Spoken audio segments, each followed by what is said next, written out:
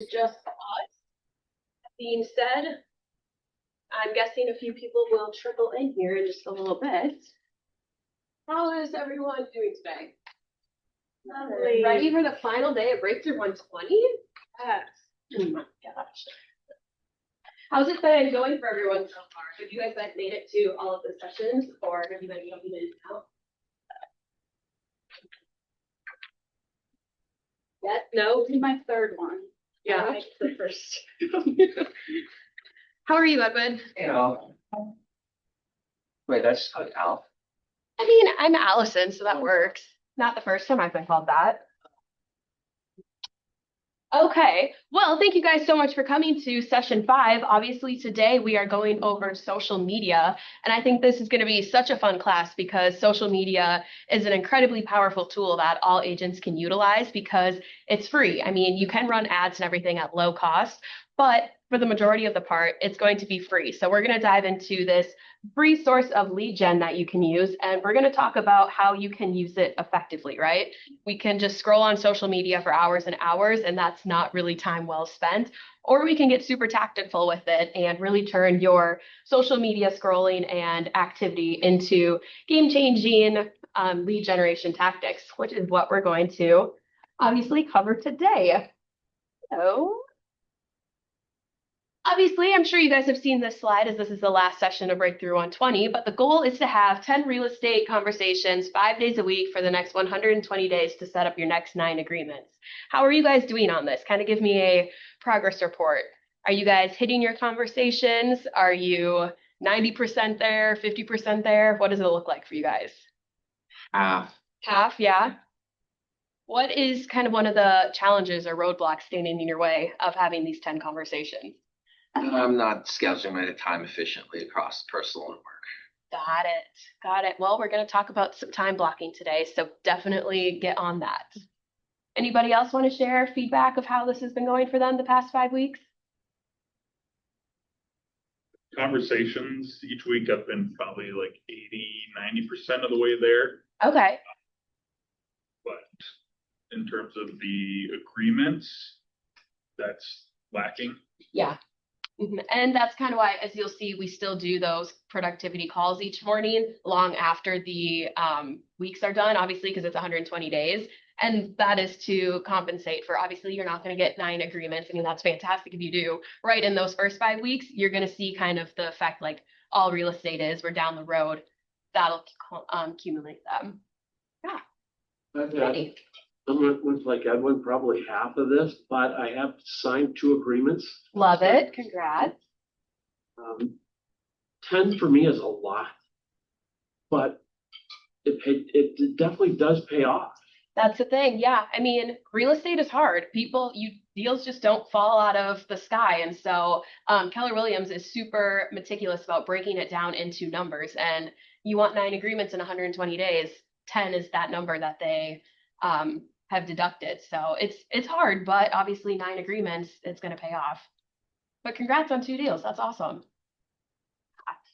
Okay, well, welcome to the 5th section of Breakthrough 120, where our goal, we already went over that. I just read that slide. Perfect. Well, anyway, we're going to focus today on ramping up your social media presence, specifically being super tactical in the real estate side of things. So, obviously, you guys have seen this. So yes, our goals, we're going to implement the social media engagement plan. Like I said, KW is very meticulous about numbers. And so this social media engagement plan really breaks it down what your daily activity should be on social media to use it as an effective lead gen strategy. Then, as you know, if you've been here for a little bit, KW loves acronyms and models. And so we're going to go over the LIKE model, which is how you can kind of use that to create different content for your social media and really get strategic about it. And also we're going to go over paid ads. Like I said, social media is fantastic because the majority of it is a free resource. That being said, you can get even more aggressive with it and start running paid ads. Very low cost, but you can put an investment into it and really hit your database even harder that way.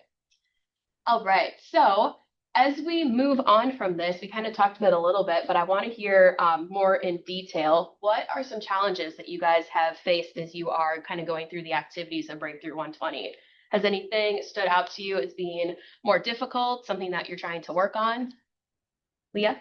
I would say that like the people in my sphere right now aren't ready to buy. They're all my age, just graduated college. Mm-hmm. They're not really in that ballpark. So I would say probably having further discussions about real estate and what that looks like. They're just not, it's not even a thought in their mind right now about buying a Yeah. home. So kind of pushing that conversation.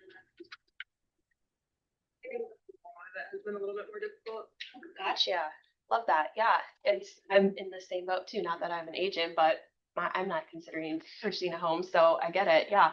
Are you doing anything to kind of change gears or tactics to adjust to that at all? I've reached out to a couple of my brother's friends who are older and have moved to Minneapolis. Mm-hmm. Which they're in their 30s, but they like either had just bought a home or are looking to relocate. But I mean, just getting my name out there and letting them know. Yeah. Love that. Yes. Anybody else want to share? It's a serious problem in our society today that these young people just can't afford a home. Mm-hmm. The price of these homes is beyond their reach. And it's something that I want our politicians to address. And I don't care what side of the fence you're on, we have to get this in line. And so I want to be cognizant of any possible ideas to make it available to first-time home buyers and these young people, because they're losing faith. They're losing faith in our whole society that they can't ever accomplish the American dream. And I don't know if it's builders building affordable housing or if it's mortgage people, programs that will work, but we got to be cognizant of this problem. Love that, Randy. And so it sounds like you're passionate about first-time home buyers, which is great. Make that your business strategy. Really lean into the first-time home buyer demographic and start working with them and kind of build out your business that way, because they are receptive when you help educate them. And so that's a good kind of niche for you to focus on. This idea of just a little bit older does make a difference. I mean, the 30-year-olds are on the cusp of it, that the 20-year-olds are not. You know, so and I was thinking Nico's idea of, you know, she carries that handbag around with her name and okay, so Sandy and I went out to Maynard's last Saturday night, and I thought I'm wearing my logo shirt, the team logo shirt I carry, and everybody's in their 20s. If you've been at the Maynard's on the lake there, and you can't even find a table. So you got to hang around. You got to hover over these tables until people stand up again. But I like it. It was kind of a fun evening. We're just shoulder to shoulder with all these young people. And like, they came up to me. Hey, you He's like, oh, I was there. The last? Might have been there. The oldest one's there. Right.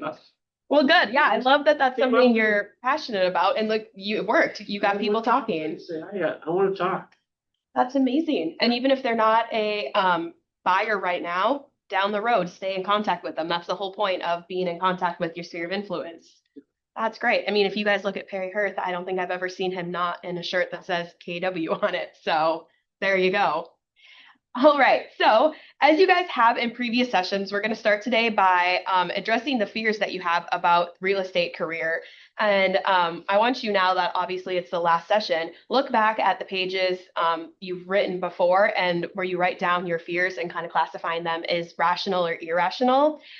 Where do you kind of stand today with those fears? Are they kind of the same ones? Have you conquered them? Are new ones popping up? Obviously, real estate, you know, you got to have some confidence, especially as you lead gen and reach out to people. And so if you are able to address your fears, that goes a long way. So just kind of share with me, what were some fears that you guys had at the beginning of this that no longer impact you, or what are some things that you guys are seeing around this? Yeah, Mallory. I had the fear of like when I'm having these conversations coming off too salesy or like just being too much or like sounding annoying, like, oh my gosh, we get it, you're a realtor. Like, Yeah. didn't want to come off like that.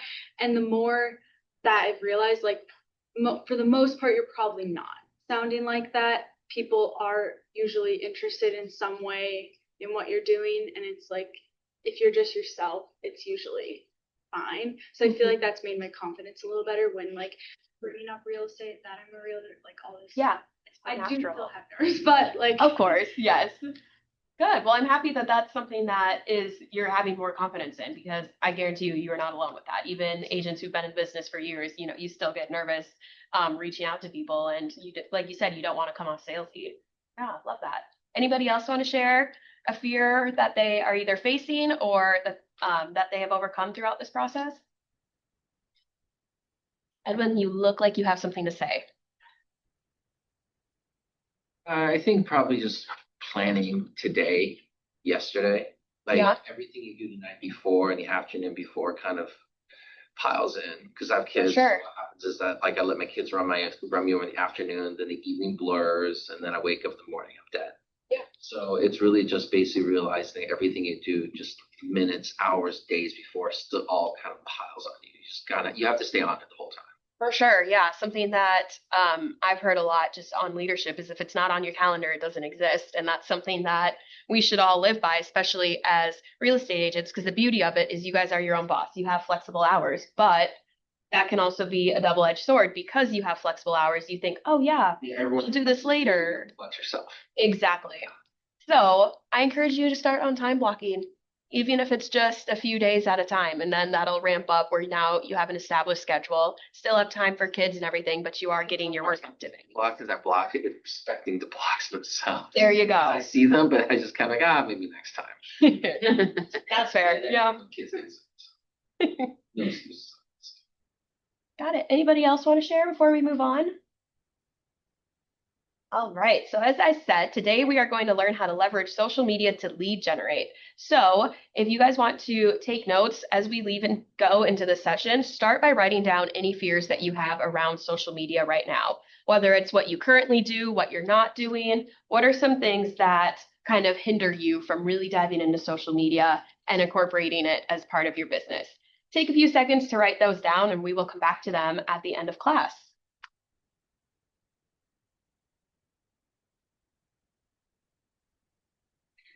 Also, does everybody have the guide for today? The user packet? You I don't? just want to connect and download it. Perfect. Does everyone know where to find it? The email? Go into, do you just have your phone today, Randy? The what? Do you just have your phone today, or do you have a laptop? If you just have your phone, then just follow along with the screen because it'll be hard for you to see it on your phone anyway. But yes, if you don't have it and want it, go into KW Connect, just search Breakthrough 120 and you'll find the Session 5 book.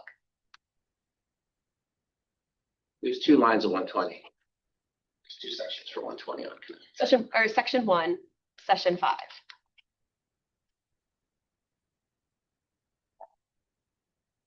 Okay. So as you guys are kind of writing down the fears that you have and kind of talking about them, I wanted to highlight these 3 fears that are being highlighted because there are going to be some of the most common ones that people have. So some common fears about using social media for lead generation might include the fear of not knowing what to post, right?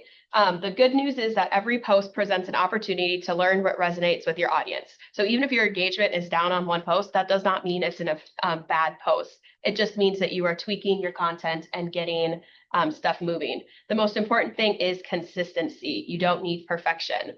And so the best thing to do is just start simple. Post what you're excited about because we are shooting for authenticity here. And the more people see you, the more they're going to trust you and eventually want to be in your sphere of influence and work with you.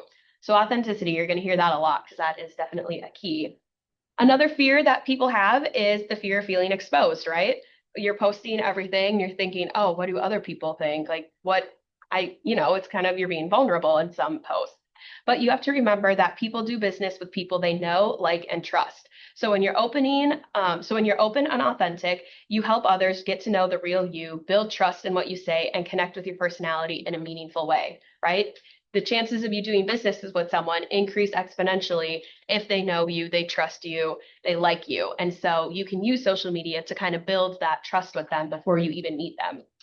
And then finally, like I said, if there's always a fear of lack of engagement on your posts, right? You get 10 likes and you're thinking, oh no, I'm a failure. That is not the case at all, because every post that you make builds brand awareness. Even if people don't react or comment, they are still seeing you. And social media is a long game, and consistency creates momentum. Just like everything in real estate, what you're doing now impacts you and your business at a later date. So even though you're not seeing the payoff from the actions immediately, doesn't mean that they're not important. And many of your followers will say that they've been following you for a while, even if they've never interacted with you. So they're still seeing you, and you're getting that visibility, even if people aren't commenting, liking in the way that you'd want. But yeah, these are some of the most common fears that people have. We're going to kind of go through today, and we're going to be addressing these and just to help you overcome them, because social media can be a real big game changer. So let's take a look here. So far, we've learned 4 strategies that we can use to confront our fears. The 5th strategy that you can use to focus on is to focus on what you can control, which are your actions, right? You can't control how other people are going to react to what you post or your business at all, but you can control your actions, and more specifically, your consistency with them. So things such as market conditions, client decisions, or the outcome of a conversation are all out of your hands. What you do have control over are the habits you've learned during Breakthrough 120. The most important habits you can develop as a real estate agent are consistent lead generation, effective lead follow-up, and daily role play. So consistency is key. That is essentially what we hear for everything. All right, so as we dive into social media, it's important to understand the importance of it. Who here is already active on social media when it comes to their real estate business? Garrett, yeah, Christine, Mallory, love it. So the majority of us are already active on social media. And one thing that is key to know is why you need to be. And so if we look at these stats here, social media obviously isn't just for scrolling. It's where you can meet and connect with your next real estate client. So it's an ideal source for leads because it's either no cost or low cost, making it accessible for pretty much everyone. You don't have to invest hundreds of dollars into your lead gen if you have an effective social media strategy. So there are 4 primary reasons why social media is great for interacting with your sphere of influence and network. Number 1 is going to be reach. So according to the United Nations research, 64.7% of the total world population uses social media. According to a survey conducted by Edison Research, 82% of the US population uses social media. Obviously, people are out there. That is why it's such a game changer for your business, because your clients are right there. It's at their fingertips on their phone. So as you can see on this chart, YouTube and Facebook are the most popular platforms for social media in the US. I remember back in February at Family Reunion, they were talking about the popularity of YouTube, and that just was crazy to me, because myself and then my friends, like, we don't use YouTube. It's always Instagram, TikTok, whatever. However, YouTube is such a strong platform for video content, and that is where a lot of people are going right now. YouTube Shorts is going to be the most effective place that you can post your content when you are looking in terms of visibility. And I just thought that was crazy, because it wasn't what I initially thought, but it is proven true. And I have been more active on our KW Edina YouTube, and we are seeing kind of that engagement go up, and we are getting results from that. So definitely, if you're not already on YouTube, I encourage you to start a YouTube channel. It can be just posting what your social media content is. If you're making reels on Instagram, post them on YouTube Shorts, because you are going to double your engagement that way, and you're not taking any more time on your hands. You're just posting it on another platform. Another reason that you want to, social media is great for interacting with people, is that you can do targeted advertising. We're going to talk specifically how you can do that in Command later, but most social media platforms offer targeted advertising. So you can promote your brand and your listings to potential clients who are most likely to respond. We're going to go over the details later, but Command has a feature where you can literally target your database on social media. So you're making sure that your sphere of influence gets your posts and they're seeing you. So if you're emailing them, amazing. You're sending them mailers, fantastic. Social media is another way that you can get in contact with them, so they're seeing you on multiple fronts, and that's just really going to boost your authority with your sphere of influence. Also, it has a really good return on investment. So advertising on social media has some of the lowest costs per lead, and it's easy to track the results of your campaigns and posts. If you're spending money on your business, you obviously want to see what that gets you and what the breakdown is.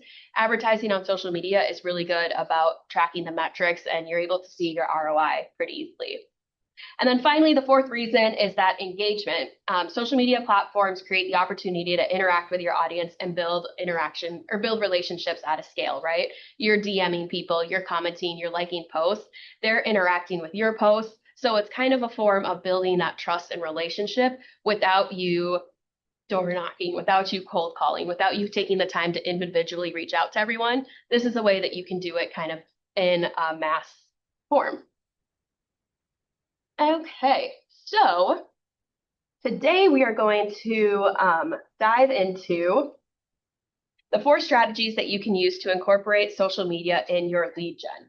So number 1, you can post to social media. That's pretty obvious, right? We want to be active on our accounts, and we're going to talk about what those posts can look like.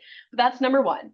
Number 2 is running paid social ads. Like I said, this is very effective. You can target your own people, and so you're not just throwing stuff out there to see what sticks. You can be very strategic with it. Also, interacting with your friends and followers, just building those relationships with your people, and then also adding new friends. So social media, who here follows people on social media that they don't actually know in real life? Yes, exactly. So just because you don't know them personally doesn't mean you can't build a relationship with them and start following them on social media. That's a great way to meet new people and build your sphere. Leah, you mentioned that your current sphere, since you're younger, they're not interested in buying a house right now. Social media can be a great way for you to kind of expand your sphere and kind of tackle that problem where your people may not be. Let's add more people to your sphere, they might be. And so definitely don't underestimate the power of just adding new friends on social media. It's very effective, and we're going to talk about that in a little bit. So let's start by covering each of these prompts, or each of these ways to be on social media. So one thing that we're going to talk about, and this will come into play in a little bit, but we are going to talk about AI for social media. And if you've come to any of my AI classes, you're going to hear some overlap about I've this. never been to her AI classes. They are phenomenal. Thank you. I appreciate showed that. someone how to use something that you taught me yesterday, and they were like, "This is genius." Allison's class, I promise. I appreciate that. Yes, come to my class if you have not. I try to make it very easy for agents to use AI to actually make a meaningful difference in their business. But one way that we're going to talk about today is just using a simple AI prompt to get your social media brain rolling, and especially tackle that fear of if you don't know what to post. So it's very simple. We're going to start by putting this prompt into AI. This can be if you're trying to brainstorm posts at all, but it essentially is just telling AI what its role is, which is right, you're a social media copywriter for real estate agents. And it's asking for 3 scroll stopping posts we're going to give our target audience, right? Because if you post for everyone, you post for no one. So Randy, if you're passionate about first-time home buyers, your target audience can be that. And so get specific with who your posts are for. Keep sentences under 20 words, use active voice in plain English, avoid hashtags and emojis. And then below, here are 8 things that we want it all to include. Back in January, I did teach an AI class on prompting, and you'll notice this is very similar to that content. But essentially, the more descriptive you can get with your AI prompt, the better it can create a plan for your social media post. So if you're ever looking to get some ideas flowing with what you should be posting, specifically for who, this is kind of a catch-all prompt that is very helpful for you to kind of get those ideas going. And with AI, I do have to legally give this warning because this is a KW class. So, any text or materials generated by artificial intelligence, which is called AI, should be reviewed for accuracy and reliability, as there may be errors, omissions, or inaccuracies. The use of generative AI is subject to limitations, including the availability and the quality of the training data used to train the AI model used.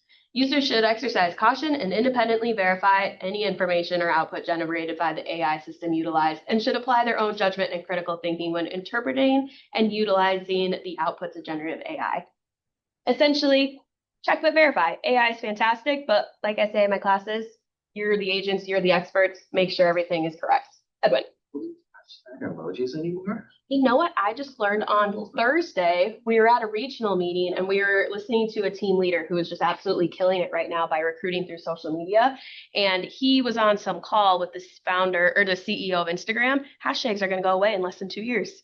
Right now, they have really no power behind them. And in 2 years, they're not even going to exist. It's not going to help you one way or another. If you want to, amazing. But it's not going to do anything for your post because the AI, I love emojis. I like emojis. Emojis are very fun. I don't really care. Not to use I emojis. didn't say don't use emojis. I just said, The material says not to use emojis. Avoid hashtags and emojis. That's why I was like, you know what, Edwin, if you love emojis, I love emojis, knock yourself out. But that was one thing interesting that I heard on Thursday was that because of the AI algorithm knowing what you like, it'll put it in your feed automatically. So that was the point of hashtags. That's no longer a thing. So yeah. So right now they're just decorative, and then in 2 years they won't even be a thing. Yeah, Mallory. What about like SEO? Because isn't that part of hashtag, like when you're searching something like that's Uh-huh. That's all AI now too. It's so It's already like automatically like Yeah.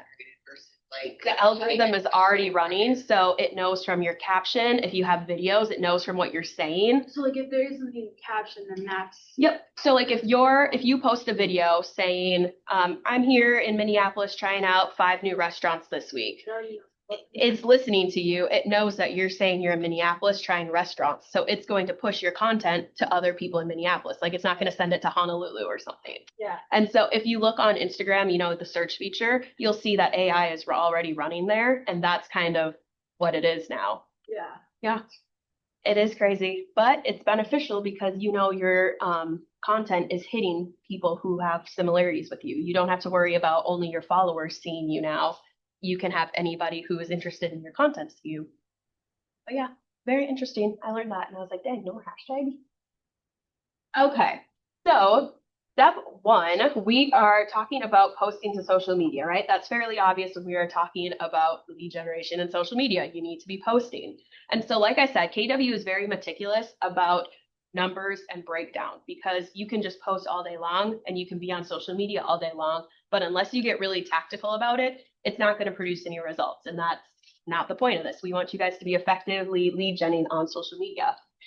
So using the social media engagement plan as your guide each day, which as you can see, it includes 10 reactions, 10 comments, 5 DMs, 5 shares, and 5 additions of new people and 1 post. Your posts can include videos, both recorded and live. So if you go live, that's fantastic. Photos, stories, interactive content, and text-based infographics. So you don't need to create a whole new business account. You can use the personal account that you've already established to post about your career and kind of do that real estate personal life mix. That's what we encourage. That being said, how many of you on Instagram and Facebook right now have your account set as a professional, where you have kind of your dashboard? Awesome. If you don't already have that, I encourage you to switch over because that is the only way you can run paid ads. It doesn't do anything to your actual profile. It just classifies you under a different label. But if you're not and you're looking to do paid ads, you do need to make that switch. Okay, so the most effective business influencers on social media don't just advertise. They let people see who they are because after all, it's called social media, right? We want to have them get to know you. So to offer more of a glimpse into who you are in your personal life, follow the 80-20 formula when making posts on your social media account.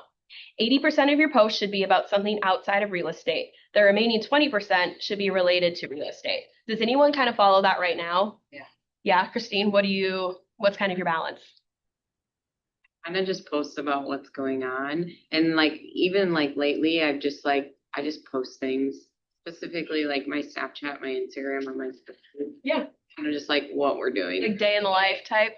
Kind of, yeah. Mm-hmm. And I feel like it doesn't even matter if it's perfect. Nobody really cares. I kind of think about like, I'm going to age myself kind of for the younger people. Like back when Facebook first came out, go back and look at all the photos I posted like back in the day. And they're just like super cringy, but I didn't care. Yeah. And that's like where I'm at, where I'm like, I'm just going to throw some stuff on there. It doesn't have to be perfect, but Exactly. there are some stuff that I obviously like touch up. But sometimes it's just like I'm rolling through my day. I'm just gonna post something just because I know I need to, and I hate it. I hate Yeah.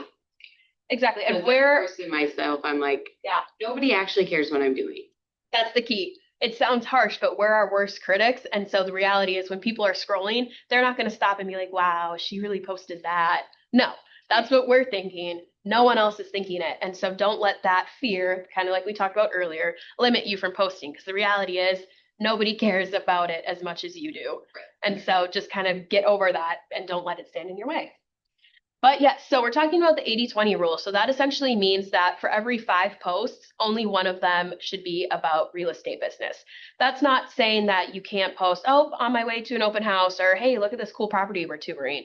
That's going to be your more educational. So tips for first-time home buyers, everything people should know about inspections, kind of the more content-heavy real estate posts. Those are the ones that you should be putting into that 20% category.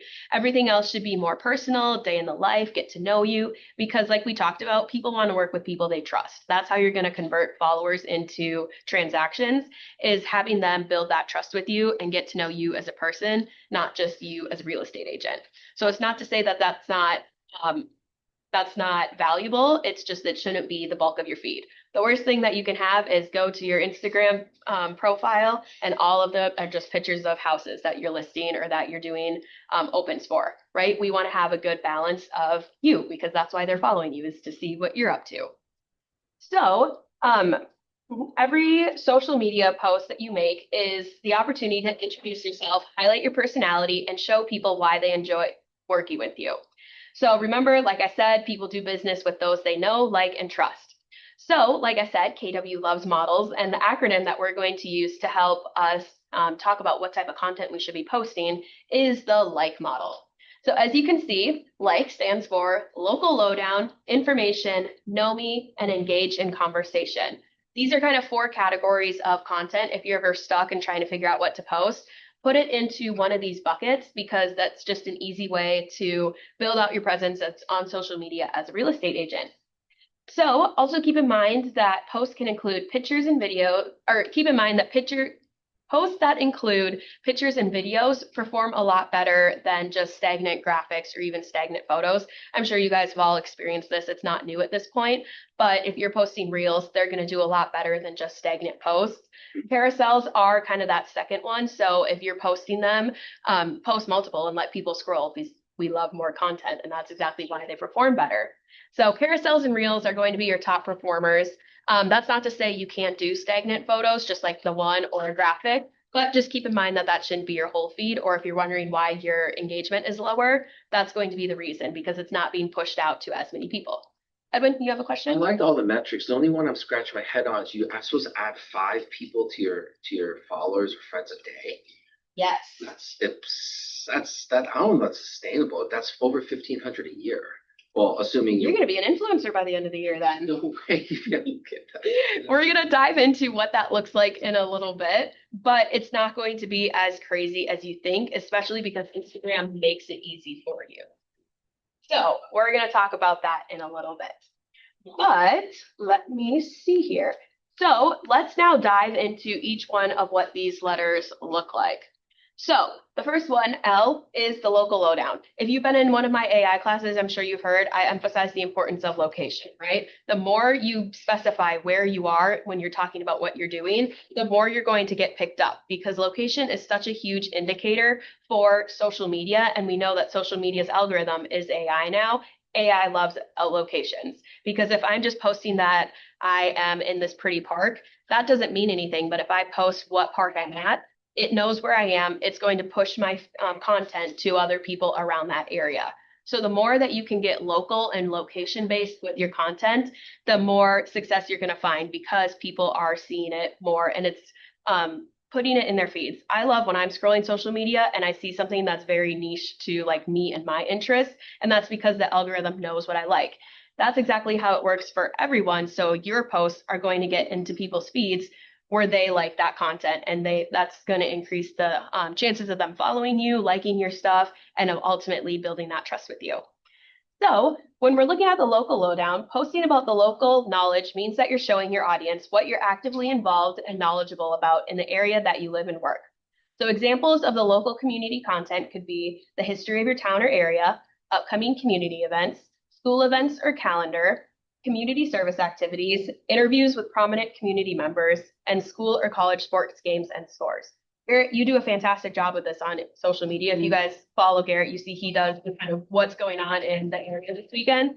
That's fantastic because it's presenting him as an expert in the area. He knows what's going on. He knows what the events are. And it's just great content because who doesn't love learning about fun activities in the summer? And yeah, so great job. That's a perfect example of the local lowdown, is we're showing that we're experts in the area. It doesn't need to be anything crazy. Just if you are at a cute coffee shop, take a video of you at the coffee shop, tell us what you ordered, give us a rating if it's good or not. And so it's just a way to show that you are involved in the community, because if you're involved in that community, you're going to know about that area. They're going to trust you with their house purchase in that city or selling it. You're going to be the expert. So in your participation guide, you'll see some post ideas that you can do for your local community content.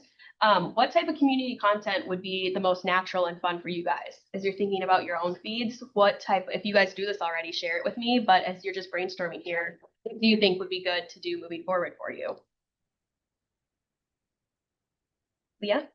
Something that I've done that's got traction on like TikTok is little coffee shops or little shops, like boutique shops around the area that I go to. I just Yeah. I've noticed a lot of people like that because they're like, oh, this is a new fun shop that I haven't been to, and it's not the normal Southdale Mall. It's little small businesses that people like. Love that. And when you're doing that, how much time does that take you? Exactly. It's very quick. And is it stressful? Is it easy for you to do?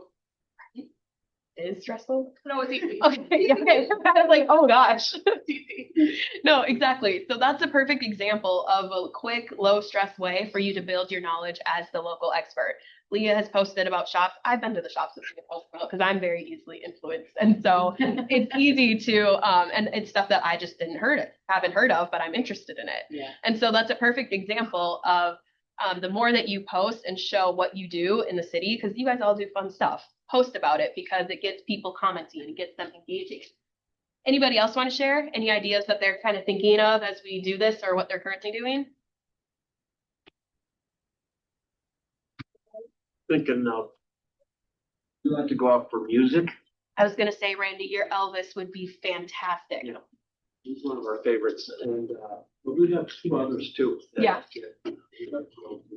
So I'm thinking other people would like to go out on a Friday, Saturday night and check these things out. So I'm going to be posting on those things. I love that. Yeah. And like I said, the algorithm is going to take it and put it in the feed of people who are interested in that topic as well.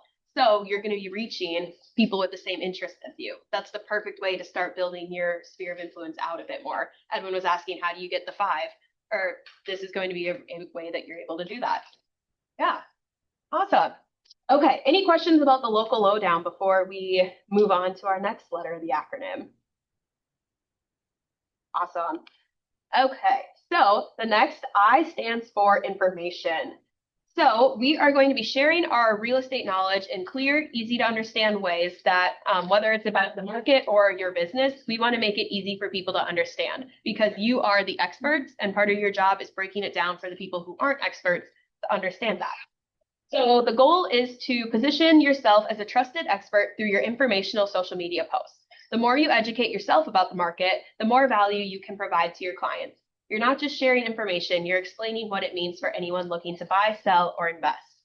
So examples of real estate content that provide information include market updates about your area, industry news, tips for buying or selling, top reasons your service is important, new listings or open houses, and client success stories or closings. I'm sure you guys have all heard and seen these. They aren't exactly new. When we're talking about the 20%, this is what would be in that 20%.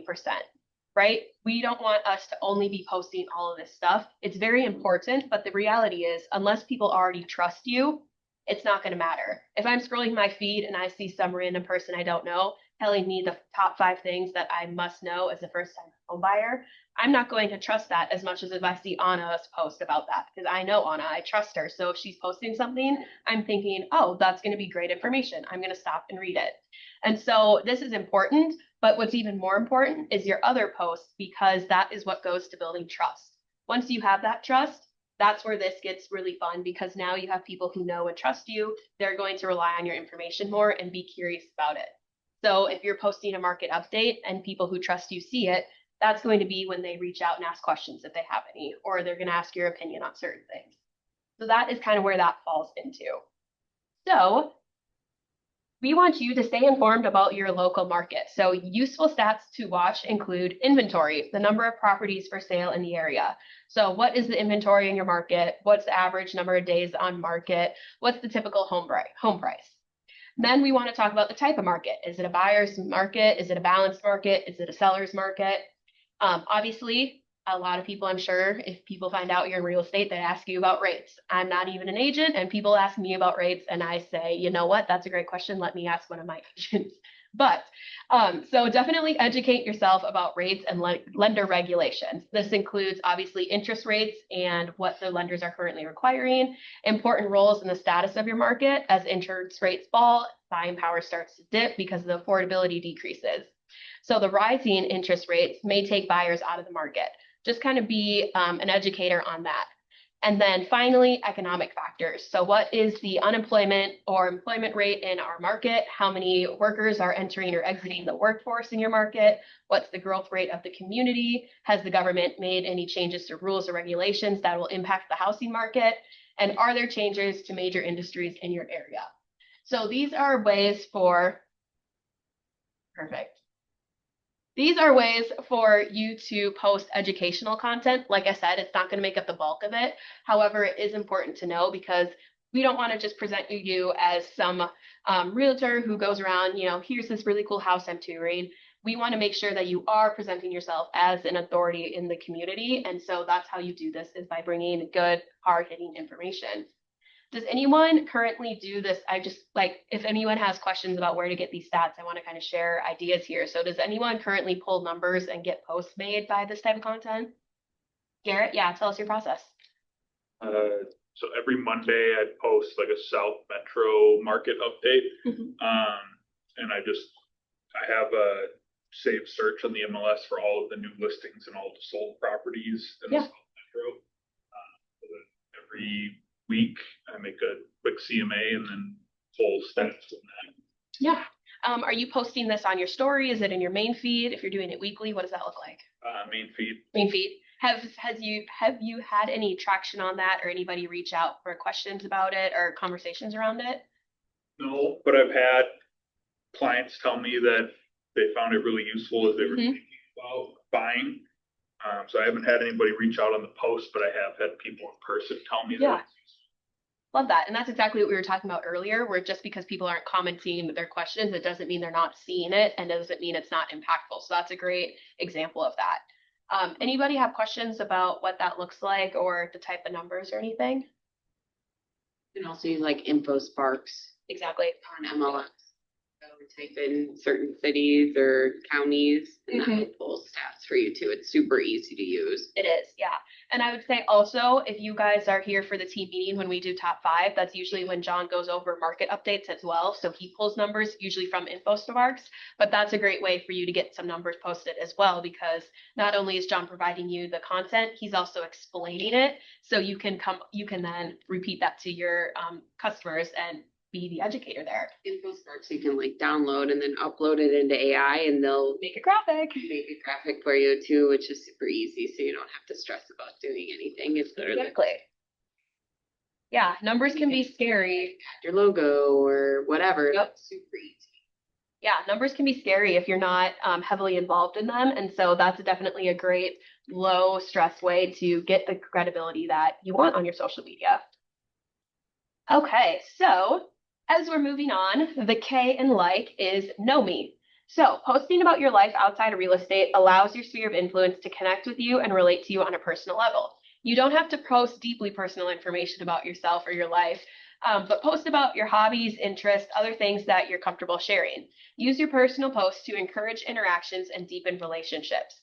So some examples of personal content that you could post about would be hobbies, travels, books, gratitude, quotes and memes, and holidays.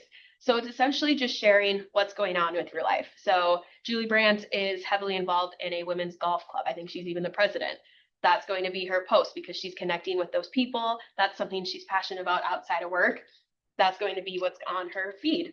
If you're on a trip, who doesn't love posting vacation photos? That's great. Share where you are, like what your favorite part of the trip is, and it just helps people get to know you as a person more than just a real estate agent.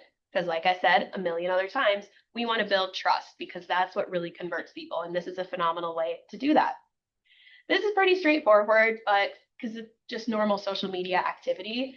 But posts that help people get to know you don't always have to be real estate free. You can use that real estate information sparingly if it gets to the heart of something about you. So when we're talking about the 80-20 rule, that doesn't mean all real estate falls into that 20%. If you're touring, taking clients out on showings and you encounter like a fun house, you can put that on your feed, on your stories, whatever. That's not exactly the 20%. The 20% would be like kind of the deep, hard-hitting numbers, that side of stuff. But it just day in the life is great because as realtors, you guys are out and about. Like that's so fun to film and you have a lot of content there. So definitely use that. Okay, so we are going to cover this agent success story. So who here has listened to the MREA podcast at all?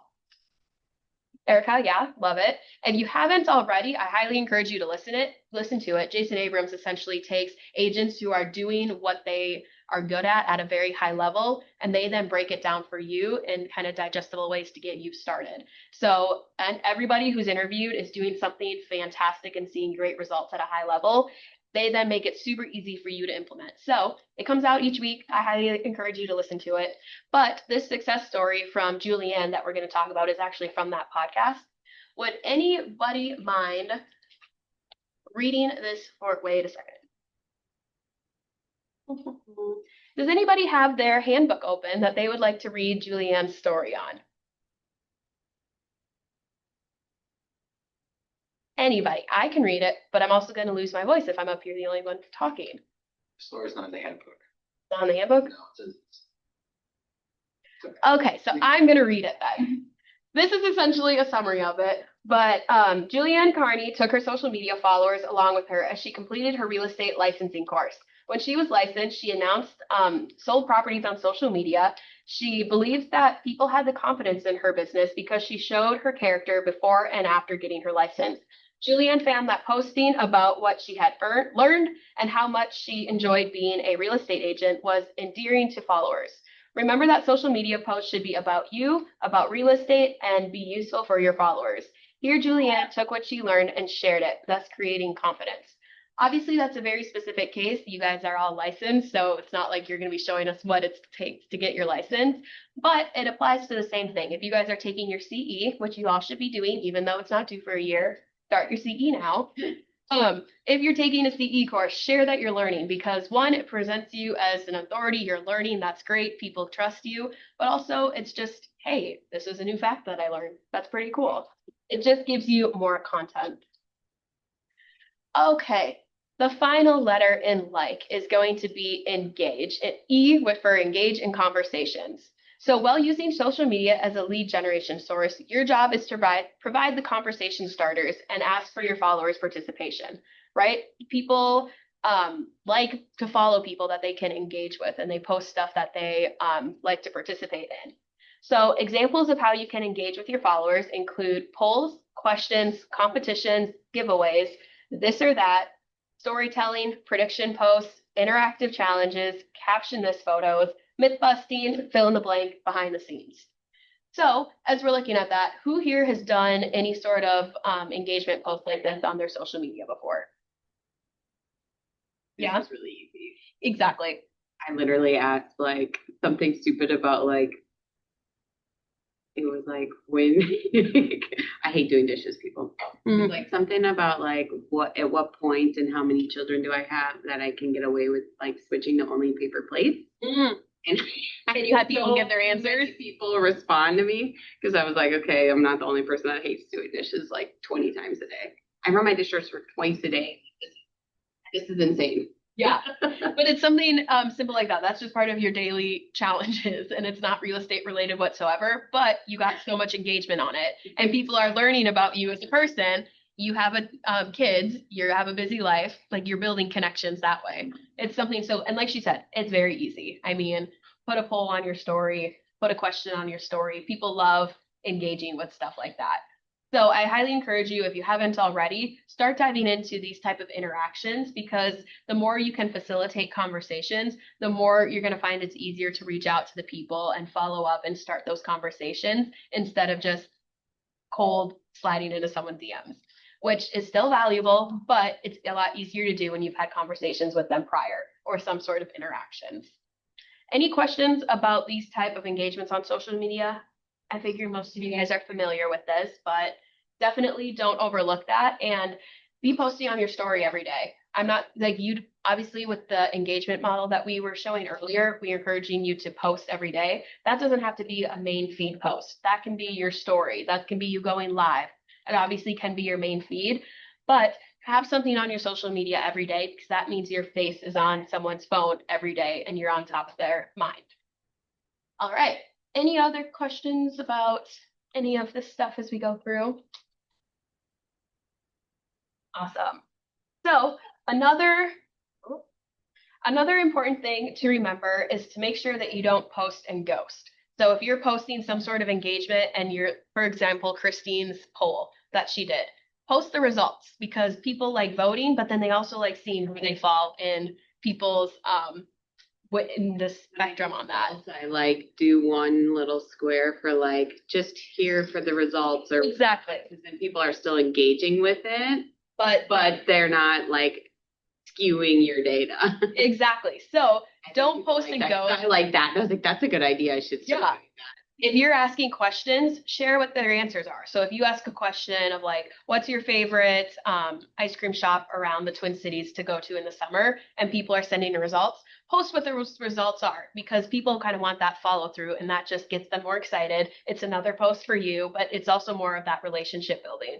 The worst thing that you can do is have someone comment on your photo and you not do anything about it. Even if it's just an emoji that they're doing like heart eyes if you posted a cute photo of your kid. Just like that comment because that shows that you're having a two-way conversation for the algorithm and it will then put more of your stuff in their feed. It will then spread you out more to other people because it's showing that people are actually engaging with you. So don't post and ghost. If someone interacts with you on social media, make sure you interact with them back. It's kind of the same thing for your Google reviews. If someone leaves you a review, be sure that you're responding to them. So a great post will eventually lead to a steady stream of comments and reactions and shares. So don't let posts sit. Respond or read or react positively to comments and reactions. So the more you engage in social media, the more followers will engage back with you. You're going to notice it's kind of a slow start as you're getting your feet under it, but then as you keep going, it kind of snowballs and you get more engagement. Okay. We're going to skip Laura.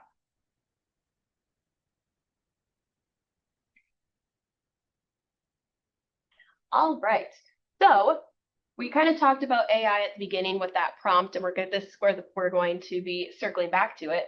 But if posting regularly on social media isn't something that you're used to, or if it's something that you're running out of ideas on, right? You've been posting consistently and you're kind of running out of content ideas, AI can be a powerful tool to support you. You can use it to brainstorm new post topics that align with the like model. So in your participation guide, you'll see the AI prompt examples for each letter in like. So for the local lowdown, it can be as simple as asking AI, give me 10 social media post ideas about interesting facts, hidden gems, and current events in, say, your area. I would say your specific city because Twin Cities, that's great, but it's broad. If you can get even more specific, people are going to love that content even more, and it's good for the algorithm as well. So get specific on that. Information, it can be what are 10 educational social media post ideas about buying, selling, or investing in real estate in, and then list what your market is. Like I said, the more specific, the better. Know me, it can be suggest fun, relatable posts that share my daily life as an agent while staying authentic. And then posts for engaging in conversation. Suggest open-ended question posts that I can use to both boost engagement with my followers. So like I said, AI is a phenomenal tool. If you are ever short on content ideas, don't underestimate AI. It's a phenomenal way to get your brain going and kind of get that engagement going. Plus, it knows what people are liking right now. So if there's trends going on, AI obviously runs the algorithm, so it knows what's trending. If you ask it what content you should be doing, that's an easy way for you to start posting trending content, which then increases your exposure. So it's all kind of connected. So definitely don't ignore the power of AI when it comes to social media content. Okay, so as we keep going, some more post ideas using AI is you can create attention grabbing captions to keep your content engaging. So who here already uses AI to write their Instagram captions? Or are you, Erica? Yeah? Mallory? Tell us when and when you don't, because I think that's very important. Well, I feel like I use it to help like get ideas for captions, but like I make it sound like me because but sometimes I'll also say like make it sound better, like whatever it is. But I don't know if I'm like really blanking, then I'll go to it, but other times Got it. I think that's a good way to look at it because you don't want someone to read your caption and be like, oh, cool, she asked AI to write this. But at the same time, especially if you're dealing with something more technical, like the data side of things, AI can be a great tool to help you effectively explain that. So you can say, put this into words that the everyday person will understand, or break it down for me. That's a great way to use it for your captions. But Mallory's spot on where you don't want it to be people look at it and they're like, oh yeah, AI wrote that, because that does hurt your credibility. The whole point is to make it authentic towards you, and that's how people build trust. AI, if they see a caption that is obviously written by it, that kind of undermines it because they're like, oh, she doesn't even post her own content. And so that's just something to be mindful of. Phenomenal for lead generation. For captions, just make sure you make it very known that it's your voice and not just AI. Erica. So I only use it, like I put my own stuff into it. Yeah. I rarely ask for it to give me ideas because they're not my ideas. And if I do that, I will not just copy and paste, but I will try to finagle it into my own idea. Yeah, that's good. I mean, it all goes back to the heart of it's not just AI writing it, right? It's you. You're in that post. So some other content ideas that you can use utilizing AI is going to be community spotlights. So you can say, generate some captions highlighting the local business, neighborhood, park, schools, whatever your post is about, that show my connection to the community. Or seasonal posts, the easiest thing you can do. I mean, we have a set holiday calendar, so build content around that. Obviously, there's behind the scenes posts too, which are actually really fun for real estate agents because most people don't know all the work that goes on behind a transaction. So if you're highlighting kind of the quirky things that go on behind the scenes, that's a good way to get people engaging and kind of further educate them even. Okay, so we're going to do an activity and then it's time for a break. Our first activity today is going to be actually posting on social media. How fun is that? Right? You can't come to a social media class and not post on your social media. So using what we've learned about the like model, let's put it into practice in a way that feels natural and authentic to you. So to help spark your creativity, you'll find examples for each letter in your model participation guide. I can also put it up on the screen. But essentially, what you're going to do is start by filling out the blanks to come up with your own unique post ideas. When you've created your post ideas, pick your favorite and then turn that into a piece of content that you're actually going to post on social media. Be sure to enhance your post by adding visuals that grab attention. We love that. And then lastly, include a call to action in your post, such as comment below or send me a DM if you want to know more. Let me know your thoughts, that type of stuff, because that encourages people to do exactly that. So because your call of action boosts engagement by giving your followers a reason to interact with your post. So who here, does everyone have? Okay. Do you guys have access to the social media worksheet? No? Okay. If you guys could take a minute to pull up the user guide on Breakthrough 120, it's session 5. I can also send it out too. But if you don't have that, essentially, we're going to do a post on social media right now using the like model. So pick a letter, whether it be the local lowdown, information, know me, engage in conversation. Pick one of those categories, structure a post around it, and we're going to get that going. An easy one that you can do. You guys are all sitting here today in a 3-hour training to help support your real estate business. Take a selfie with someone in the class, post that you're learning today, and tell us a little bit about what that is. That can be an easy example as well. But the goal here today is to actually post on your social media right now. It can be a story, something that you did a few days ago over the weekend. Whatever it is, apply the like model because that is part of the strategy here. And like I said, we're actually going to post.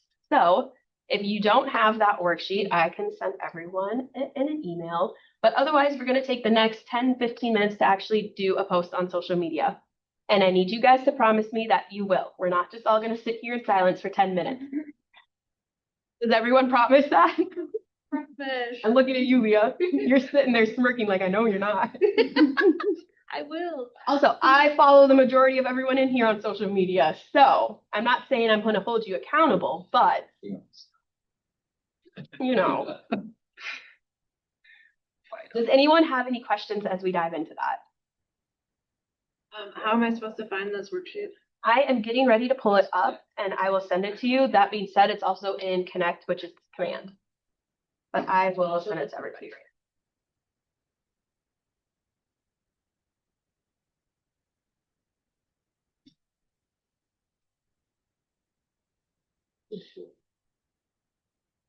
Okay. Actually, Leah, I wanted to, Allison, there's a, if you can choose, I like that one. I've been wanting to ask this because when we moved from Texas to Minnesota, we gained an extra car garage, we lost square footage. So if you could choose, would you rather an extra car garage or 300 extra square feet in your house? That's been on my mind for years. I just never thought about asking anybody. Well, now you can take it to the social media forum, get some opinions. I love that. That could start fights. Yeah, Perfect. I want the garage, but some people don't. They just do that. I love that.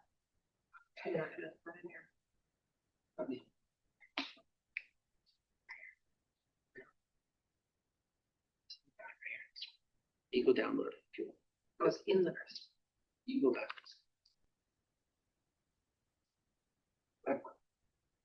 Nation, I know tech don't work.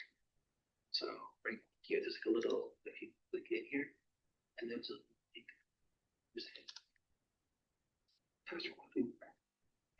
That's just the. Okay, if you don't have the guide already, I did also just send it in your email, so go ahead and look for that if you want it. But just for reference, it is going to be on.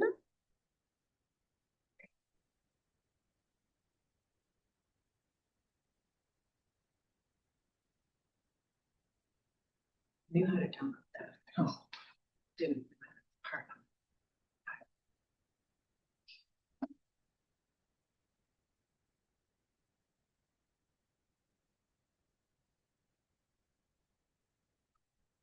You're looking for the specific worksheet. It doesn't tell me what page it is on for you guys. Perfect. But we're about page 37. amazing. Once you your social media post posted, you can go ahead and take a break. We will come back here at 10:15 to continue our class.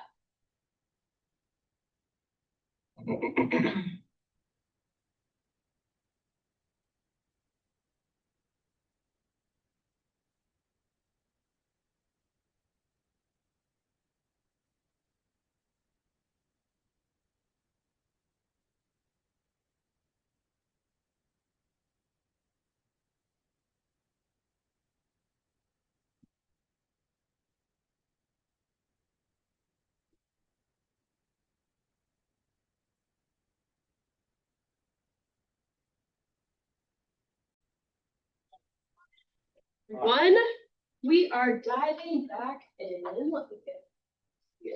I'm gonna do some stuff. Why are none of these background photos coming out?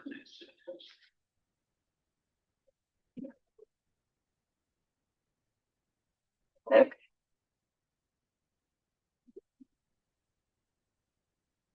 Okay, let's go go around and share what we just posted as part of this activity. Christine, we know you posted about the kitchen sink preference. I haven't yet, I'm working on it. Okay, that's what she's going to post. So everyone go vote once she gets that posted. Erica, what did you do?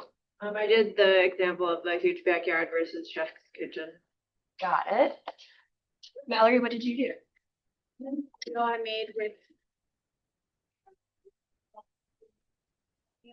I love it. On TikTok, so Beautiful, beautiful. We love cross posting on platforms. Leah, what was your post about? Showings. What about that?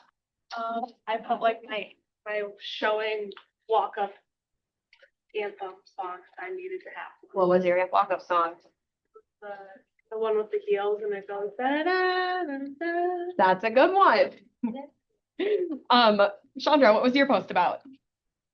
in Sweden, and I posted like, do you look for, is character or amenities more important to you in your home? Because no place had air conditioning. And we were in That's COVID, Europe. so it kind of made me question my choices in life. Yeah, rightfully so. I love that. That's perfect because it's something that is personal. Like people get to know you, right? They know you just went on this trip. They're seeing that, but you're also tying it to real estate. So it's a great kind of double post there. That's awesome. Garrett, what did you post or what are you working on? I posted about the social districts in Shakopee. Mm-hmm. Yeah. Like a lot of people don't know about those. I don't know about those. What is it? So they have two, downtown and then by Canterbury. They've designated them as social districts. So there's bars where you can buy like a social district cup, and then you can basically bring your alcoholic beverages like wherever throughout the social districts. Yeah. Yep. And restaurants and bars will have like a sticker that says that they sell the cups or you're allowed to bring your cups in. Yeah. No outside alcohol. So, I love that. yeah. So they'll fill Just learn something new. it. Yeah, right there. The same cup. Yeah, well, yeah, you'd have to, I think so. You'd have to buy a beverage, like a different Pay for beverage the at wherever. Yeah. Huh, how did you find out about that? Because he's the local lowdown. He's the expert. There like a certain place that you go to find, like figure out stuff like that, or is it kind of? Shockbee's very, like, they're like one of the only cities that allows it. Okay, Sorry. what did you say, Christine? Shockbee's like one of like the only cities that like allow it. It's a huge insurance like burden. Oh. So the cities are like not really willing to do it unless they're really backed by the community. But like, let's say there's like events, like your local city event, they get a variance typically, but they have to take out a huge like insurance policy in order to allow it. So they only do it for a little bit of time. Where Shakopee allows it, is it all the time or is it just like they do special events weekly to help fund it? So they do Rhythm on the Rails. So then So Garrett, when you are pulling up, you're like, what's going on? And you're making those posts of what's going on. Where are you getting that information from? Is there like a go-to website or are you just kind of culminating everything? My weekend posts, I get all of it from MSP Mag. Mm-hmm. They have a really good events section. Yeah. For this, I follow a bunch of the restaurants that are by Canterbury. Some of them have been kind of pushing this, to drive traffic. But Yeah. And Garrett brings up a phenomenal point. The best way to become the local expert, which we know is important, is to get involved with the businesses around there. So Leah, it's amazing when you say that you go to different coffee shops and you post from there. Be sure to follow them, engage with them, tag them when you post stuff, because that you're building a relationship with the community as well. And to Garrett's point, it helps you be involved in what's going on. But that's awesome. Got it. Randy, You're gonna help me post tomorrow. I am. Oh, we have a 9:30 on the calendar. Perfect. So I have a dual post I want to do also. I'm putting myself out as a Minnesota Lakes resource expert on Minnesota lakes. Okay. So we had a showing this last weekend up in the Brainerd Lakes area. It's a very expensive home at $6.5 million. And I showed it to a qualified buyer. But I can't put pictures of this home on social media. It's not my home and it's a friend of mine's home. And it really he wouldn't like it for me to be doing it. But we also went up there with a group that I belong to, which is a Corvette Club. And we right. drove up to the Nisswa area, close, right there. And we went to a multi-billionaire's museum. This guy has a museum of vintage cars and vintage boats that we were able to walk. It was the most incredible thing I've ever seen. So you're gonna post what you did with I'm gonna your post some trip. pictures of this. I love it. Perfect. Amazing. How did this activity go for everyone? I know it's very simple, posting on social media, but did anybody, when I said, we're going to post on social media right now, did any of you have like pushback in your head or anything? No, I love it. That's exactly what it should be because don't overthink it. It's as simple as putting a poll on your story, but the key there is consistency. So we did this today. Fantastic. What are you going to do tomorrow and the next day? Because that's where you're going to start getting traction. And so if you post consistently already, love it, keep going. If today was your first post in a little bit, make sure you post again tomorrow and keep it going. Okay, so now we're going to move into the second part of this class, which is running paid social ads. Just out of curiosity, before we dive into this, has anybody already run an ad through Command or anything like that yet for their social media? I love that. We're all going to learn something new today, and it's something that is very powerful for your business. And it Makes it cheap. really. Exactly. Christine, out of curiosity, you said not through Command. Where else have you run them? Through like Meta ads. Yeah, directly through there. My husband does, and I make him do it because I'm not. I love that. We're leveraging. That's fantastic. Perfect. But today we're going to specifically talk about running social ads through Command because you guys already have Command. That's amazing. Command has your database, even better. So it's important that you understand that when you make a post on social media, it doesn't mean that everyone you are friends with will see the post. We've talked a little bit about the algorithm already, but more and more today, social media isn't really social media anymore. It's interest media. And that's exactly because the algorithm is being run by AI. So you're not just seeing what your friends and family are posting or people that you're actually following. You're seeing other things that AI is recommending that you thinks that you would be interested in. And then it puts that in your feed. You have the opportunity to follow it. But you're more along the lines of whatever you are interested in, that's what's going to show up in your feed. So as agents, that's fantastic for you guys because you don't need to have thousands and thousands of followers to get a good social media business going. You just have to be posting things that people are interested in. So social media companies, we just talked about that. You can help your followers see what your posts are by engaging your sphere of influence via social media ads.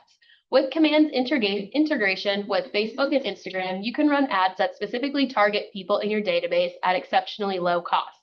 So spending on lead generation ads in Command costs about $20 on average and generally brings in around 5 leads. That is $4 per lead.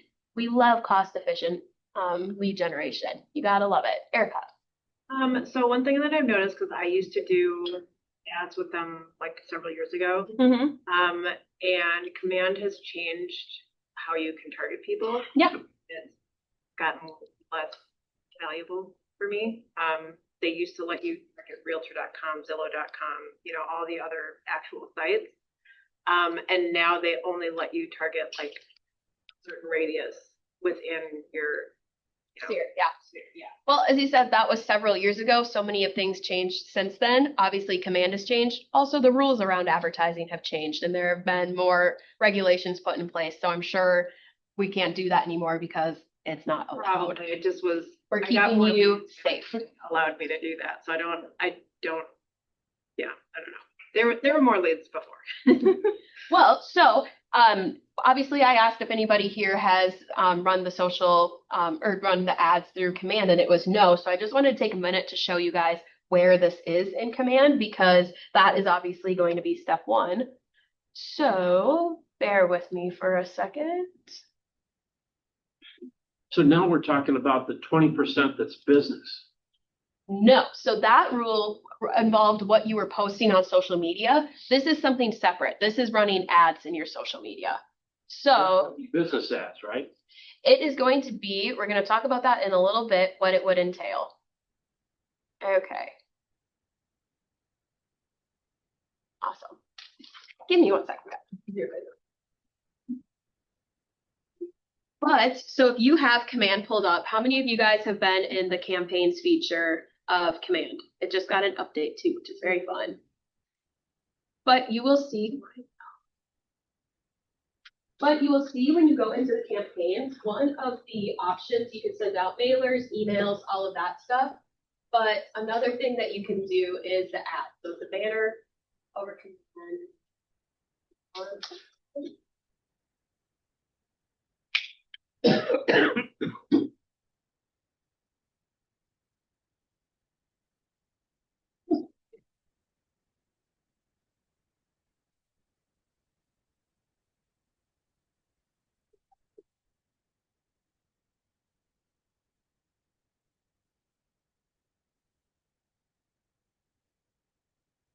Now I had this all set up, but of course that's my fault for assuming that it would still be working.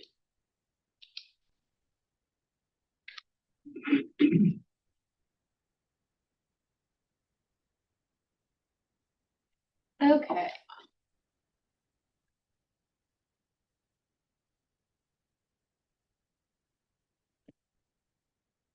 Okay, so if you guys want to follow along, if you pull up your command and go to the commands tab or the campaigns tab, you're going to see the social media or the paid ads tab up there. And if you give me 5 more seconds, I will get it on the screen as well.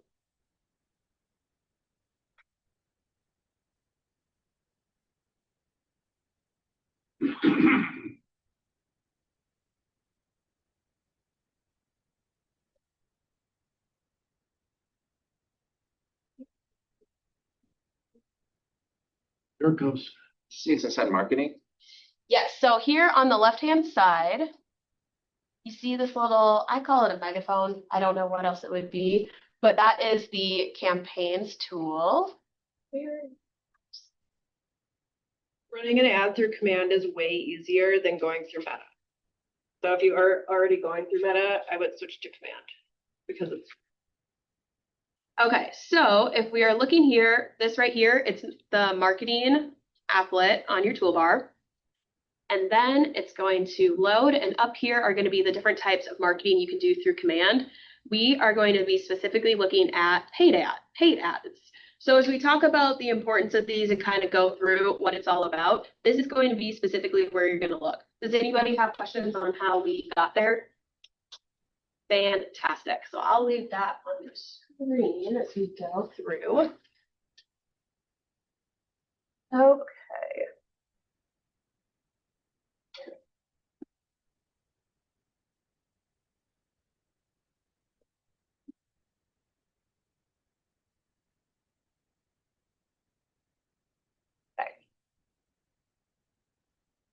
All right. So yes, running ads is done by using the Target My Database feature in Command in campaigns in Command. So targeting your database is a creative way to stay top of mind and promote your business. And the key here is that it's directly to your database and your sphere. So you guys all have your database in Command, you have your contacts. If your contacts has even just a phone number in it, they can be targeted with a paid ad through Command. So you don't need the full contact in order to do this. I know a lot of times people struggle to get addresses. You don't need that. So if you can't get their full contact, you can still be targeting them using these paid ads. So targeting your database is done by creating an audience of contacts based on the tags that you've added to their contact and the neighborhoods associated with them. So who here has their database and has tags created in their database? Christine, what are some of the tags that you have? I have like my sphere. I have like people that have already bought. Yeah. I have like new construction. Mm-hmm. I have but tags, you'll see people who have them and you probably tell me what my tags are. That's true. People who have their tags and use them at a high level really use it to segment their database because one, that helps you. If you have a database full of hundreds of people, you may not fully remember who everyone is, which is okay. Tags allow you to say, oh yeah, I met this lead at an open house for this property.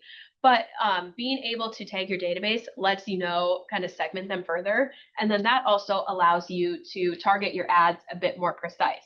So let's say in Christine's case, she met this handful of contacts at through the new construction business, right? So whether it was open houses that she's done or just walk clients through her new construction, if she wants to run an ad that directly targets them, she has her database tagged already. She knows these people are interested in new construction. So it's going to be most effective to send them whatever post or ad that is relating to new construction. So it really allows you to get granular with it and specifically target people, because the more specific we can be, the chances of that converting into a transaction are a lot higher. So some examples of targets and tags that you guys can create would be specific neighborhoods or zip codes. Clients who have a kid or a pet, you know, people are very passionate about their kids and pets. Sorry. Yeah. So with like marketing, obviously in real estate, you have to be very like particular. Like, when we do it through here, it sticks to like our rules? It is. Okay. All of this is compliant with everything out there. What is it? The fair housing, all of that stuff. That is like Yes. my biggest fear is like somebody's gonna flag me Nope. for doing something wrong. The only way that that could happen is if the post that you're doing isn't compliant in that way.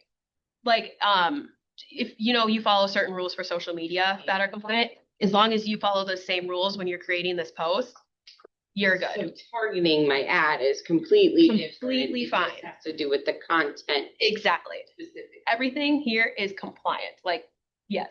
Okay. You're not. Yes. So that's a great question though, because that's the last thing you want to get in trouble with, because that's very serious, obviously. And so when you are running targeted ads, it's not That's in a something non-compliant that's, way. like, terrifying to me because I'm like, if I'm gonna pay for this ad. Yes. Nope, it is compliant. You are good with that. But yes, so think about your database and how you can break it down. You can obviously target your whole database. That is its own segment, because the thing they have in common is you. But if you can further break it down into different segments, whether it's people you met at open houses, people that you knew from college, or people you connected with because of your kids, tag your database, because that allows you to get more specific. It can be hobbies that you have, past clients, people who have referred business to you, people who have repeat customers. These are just some tags that you can create in your database, and that's important as we go into the paid ads, because that's how we're going to target people. But you don't need to create new posts with new messages when you are doing this. You can take a current social media post that you have and just run it as a paid ad, which is great. But we are specifically targeting your database with the same post. So think about it. You post on social media. Not everyone in your database is going to follow you on social media. There might be a good sense of overlap there, because especially if they're your friends and family, the odds of them following you are high. But if you meet someone at an open house and you want to continue to put them on your sphere of influence and everything, the odds of them following you on social media aren't very high. This is a great way for you to still reach them, because they have social media probably. You just don't know what it is. This is a way for you to connect that way. But in order for your database targeting to work effectively, ensure that the contacts you plan to target are in your database and have a valid phone number and or email address saved to their contact. So you don't need to have both. You need to have at least one, and it needs to be accurate. And this is because that's how they get targeted.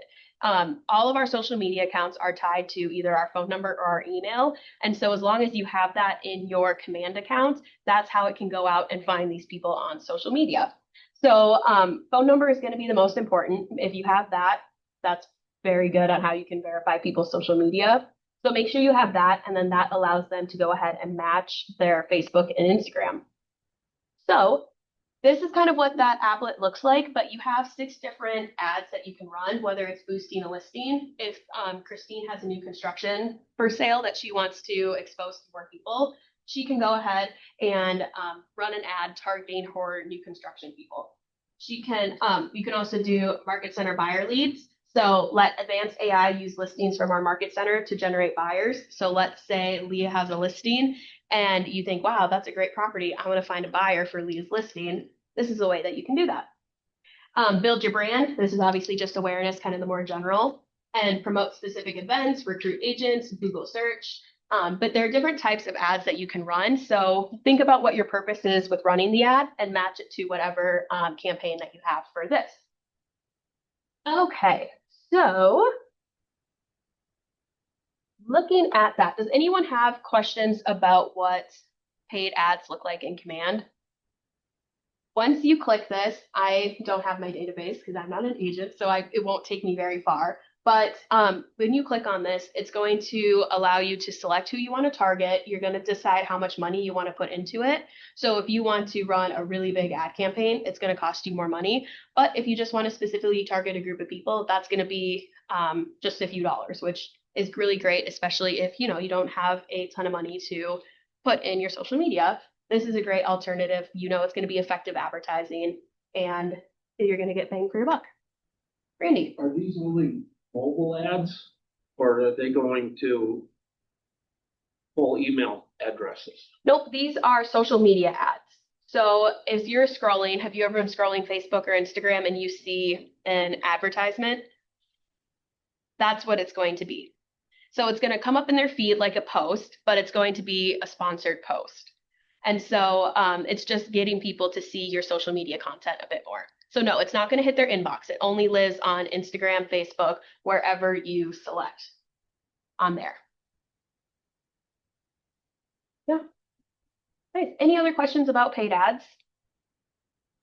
This is a very effective tool, and I don't think it's utilized as it should be by a lot of agents, but if you are looking to increase your social media presence and really get that business going there, this would be a great way to kind of get that going and start having people see and engage with your post a bit more. Okay. We don't have any questions. I'll see that.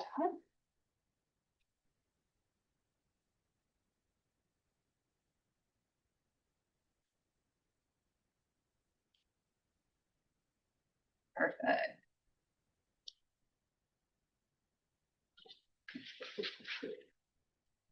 Okay, so moving on away from paid social media ads, another way that you can boost your social media lead generation and kind of get more effective with it is by interacting with friends and followers. And that seems very simple and stuff that we do every day. That's great because it is that simple. You just have to be mindful of it and get tactical with it. So Edwin, you were asking a question earlier about the social media engagement plan, about the 5 friends and what that looks like. We're going to dive through what each of these looks like for that engagement plan that you guys hopefully will follow as we move past this class. So not only do you have to post captivating content, but you also need to engage with your friends and followers to get the most out of social media. By interacting with your friends and followers, you are showing them that you care by taking the time to be involved in their lives and demonstrating interest in their post. Showing care and demonstrating interest are key to nurturing your relationships with your friends and followers. Remember, real estate is a relationship business. So the way they describe it is think of a comment as a virtual hug and a reaction as a high five. So if you're liking someone's post, that's great. You're engaging with them. They'll probably like your post too. Love it. But if you can take it a step above, commenting solidifies that relationship a little bit more for the algorithm to know that you guys are friends and at least people who have dialogue. So it boosts your post a bit more. But also, like it said, the heart of it is that real estate is a relationship business. So the more engaged you are on people's posts, the more they're going to remember you. And that's the goal, because when it comes time to have a referral or if they themselves have a transaction, that's how you're going to stay top of mind. So is anyone here already strategic about how they interact with people on social media? Or is it more of just, liking and commenting, going through? Does anyone have a plan or like a strategy behind it currently? But like you always comment a happy birthday on their post. Like, yeah, that's an easy one. I love it. Easy one to always go through and do. Yeah, exactly. Or they're posting about their kid's first day at school. Mm-hmm. Comment on that. Just any sort of life event. That's a great way to get some traction there. Anybody else? Is there something that you're particularly proud of or something that you love doing for social media? Got it. Yeah. I mean, most of this, it comes naturally to us, right? We're liking our people's posts. They're liking our posts. If it's something engaging, like Christine said, we're commenting. Yeah. I've never connected my Facebook. Got it. We will go over that at the end. I can do it my business page and not my So at the beginning, I did say if you have a personal Instagram, you just have to switch it over to be a business. It's literally just selecting a button. I can show you how to do that at the end. Facebook is a little trickier. We'll take a look at the end though. Okay. Well, if it goes to my Instagram, then it'll automatically go to my Facebook. Yes. So I should have just done that. Sorry, guys. But so there are several ways that you can interact with your friends and followers' content. So obviously, commenting, direct messaging, and reaching and sharing posts, reacting and sharing posts. Does anyone use DMing for their social media strategy right now at all? Birthdays, just like shooting them a birthday message? Yeah, I actually send a birthday video clip. Oh, nice. Sometimes text, but Mhm. I try to do it through there because I can access my PC. Text harder. Got it. DMing is definitely something that I encourage you guys to get into. It can be a little awkward when you're first starting. Rob is phenomenal at reaching out to people via social media for business. Like he has this set post that he does. If you ever need help, I highly encourage reaching out to him. He's great at reconnecting with people he hasn't talked with for years and just kind of, saying, "Hey, I'm a real estate agent," but in a phenomenal way. So if you have any questions about that or need help, not scripting, but like coming up with something to say when you DM someone, I highly encourage reaching out to him. But something also is it's very effective. People don't like picking up their phone to numbers they don't necessarily know or they don't respond to text as well. But social media, they are very responsive on. Piper is switching her lead gen strategy for getting agents into the market center. She set half a dozen appointments through TikTok. And so no one likes, cold calling or doing that type of stuff. But social media, because you're already followers, it's a warm lead. And that makes it a lot easier when you do engage with their posts and then ultimately slide into their DMs. That's going to give it more of a trust and they're going to be more receptive than if you just call them on a random Tuesday. So I highly encourage you to get a little more tactical with your direct messaging. Your first message can be real estate related if you want it to be like you know them and you just want to remind them that you're a realtor. Otherwise, it can be as simple as, like Edwin said, wishing them a happy birthday. Or if you see that they posted about a milestone, or if they posted that they're on a lake and you wanted to know, like, "Oh my gosh, I've been there. Did you check out so-and-so coffee shop?" Something like that. It doesn't have to be real estate related. However, right now, direct messaging is very effective for lead gen. So I highly encourage you to hop on that bandwagon because it's going to be very fruitful for you guys. But these are all very important to as you're engaging with people. So kind of rotate between them, make sure you're doing it. Something that I like is the sharing. If you're scrolling Instagram and you see a reel that reminds you of somebody, send it to them. Be like, "Hey, I just watched this and I thought of you." It could be just like a funny video of a cat, or it could be something like, "Here's what first-time homebuyers miss." It can be either real estate or personal, but just let them know that you're thinking of them because they're going to respond. You're going to have a conversation, even if it doesn't go anywhere right then and there. It's going to culminate into something down the road. So be sharing reels with people, direct messaging them, just stay in touch with people on social media is essentially the premise of all that. So, the point here also is that you don't just want to be thoughtless with it. It's easy to get on social media and scroll and an hour goes by and you're like, "Okay, perfect. I just lead gen for an hour." No, we want to get very tactical with it. And so that's why we'll circle back to that social media engagement plan. But that's why KW broke it down into numbers for you, because it's so easy to fall into the trap of just scrolling, liking people's posts and calling that lead generating. And then 6 months from now, you're going to be like, "Oh, then nothing came of it." It's because we didn't get tactical. And so it's very important to be thoughtful in your interactions and make sure you're doing it with a purpose. Okay, so now we're going to move on to another activity. So we're going to put our learning into practice by reaching out with direct messages to some of our friends and followers on social media. So for this activity, please choose 5 social media friends with whom you haven't connected with in a while on a platform of your choice. Scroll through their recent posts and find something interesting to connect with them about. Send them a short story or a short and thoughtful DM that sparks conversations based on their recent posts and that they made today or within the last few days. It's going to be short. We're not like reaching out to them with a full book, but ask open-ended questions to spark conversation, keep it friendly, authentic, relationship focused. And then ultimately, we want to keep records of this. So if you have them in your database, go ahead and put in the notes what you talked about and just any updates that they give you. So I encouraged you to post on your social media earlier. Today, I'm encouraging you to also start DMing people. I just choose 5 people that you have a relationship with, but maybe haven't talked to in a little bit. and DM them. Any questions on what type of content you should do or who you should be reaching out to? Any questions at all? I love it. Are you guys going to actually do this right now? Yes. That's the spirit.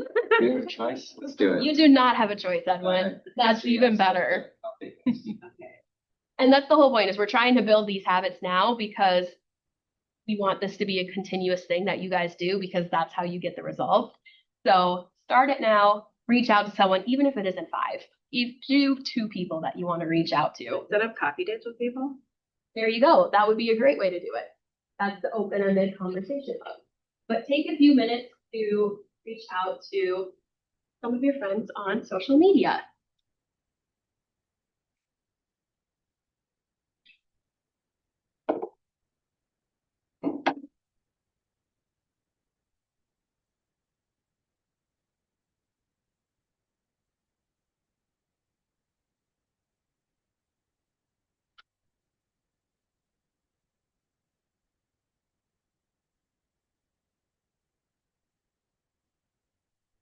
Give you 5 minutes here to do this.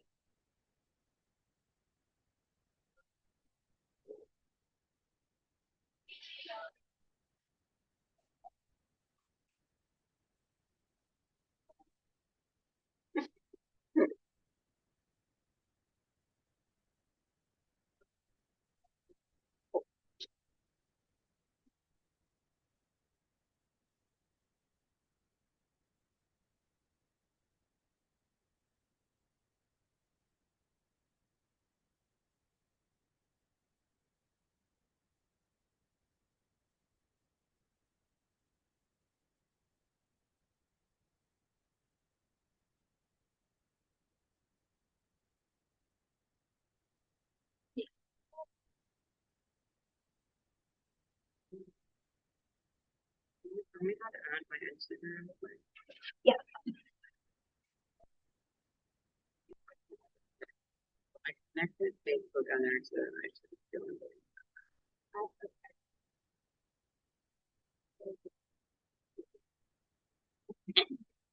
Yeah, we're in that same place. Oh, okay.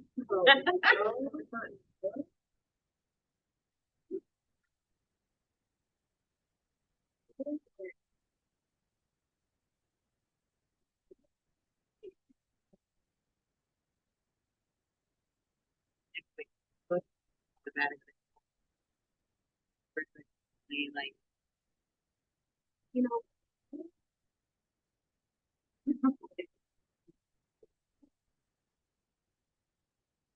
Then it's okay. post it automatically goes over. Yeah. Because it's an ad.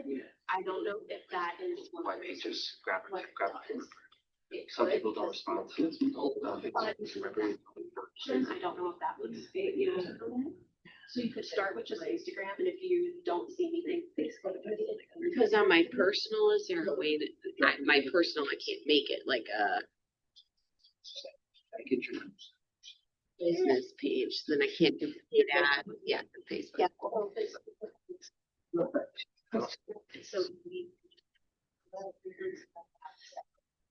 So and then Facebook paid ads and stuff that you're paying to deal with, and then they change things, and I was like,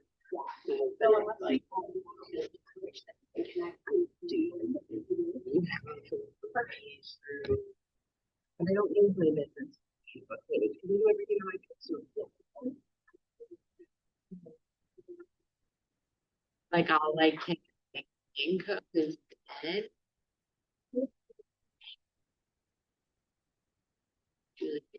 Julie run. Exactly. I would start with your Instagram. Get going on that. Okay.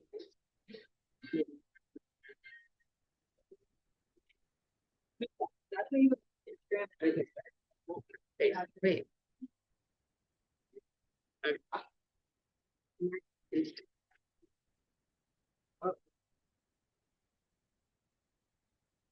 like you don't have a business page linked to your Instagram. I might help that.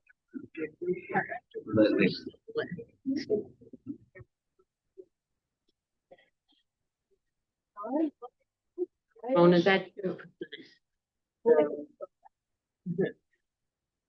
thought I had it, but maybe I didn't.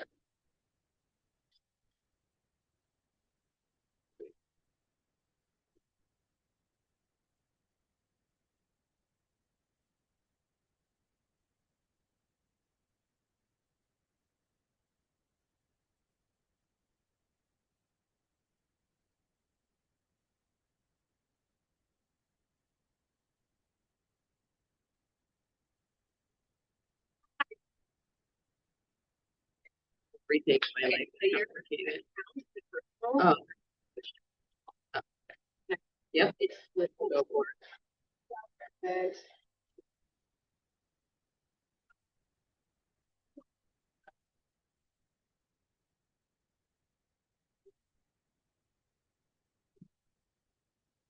Right. So go ahead.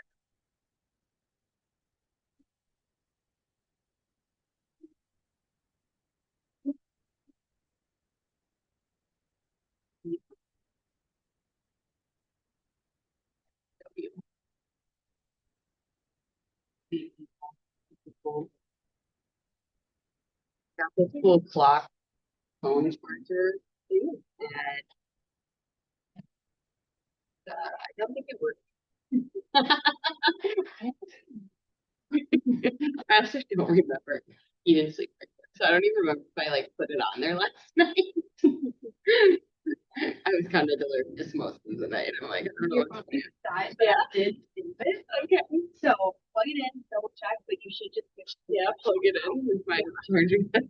And hopefully it went through. All right, everyone had a chance to send some DMs to people they have reached out to a little bit. The C. I have a pack. Okay, Erica. Yeah. Tell us who you were reaching out to. Tell us how you know them and what your kind of messaging was. So one of them was a former client who never actually transacted with me because Yep. and she will likely not end up buying with me just because she's now looking at a completely different area. Got it. But I still keep in touch with her, A, because I like her and I get along with her really well. So I messaged her to see if we could grab coffee. All of them were coffee. Love it. That's a good That's go-to. my new thing is that like I want to connect with people in person. Yeah. And I found that it's easier for me to connect in person. That's Yeah, why. and social media is kind of the foot through the door to get you to that. Yeah. Perfect. And then two of them were former people who I'm still friends with, but like that I know from high school. Yeah. I'm friends with them, but like we don't see each other very often. Mhm. So, two of them are people I haven't seen in actually a couple of years. Love it. So I reached out to schedule coffee dates with them. And then I reached out to my aunt. I don't see my aunt very often. And my relationship with my aunt is a bit weird. Because they're a bit weird.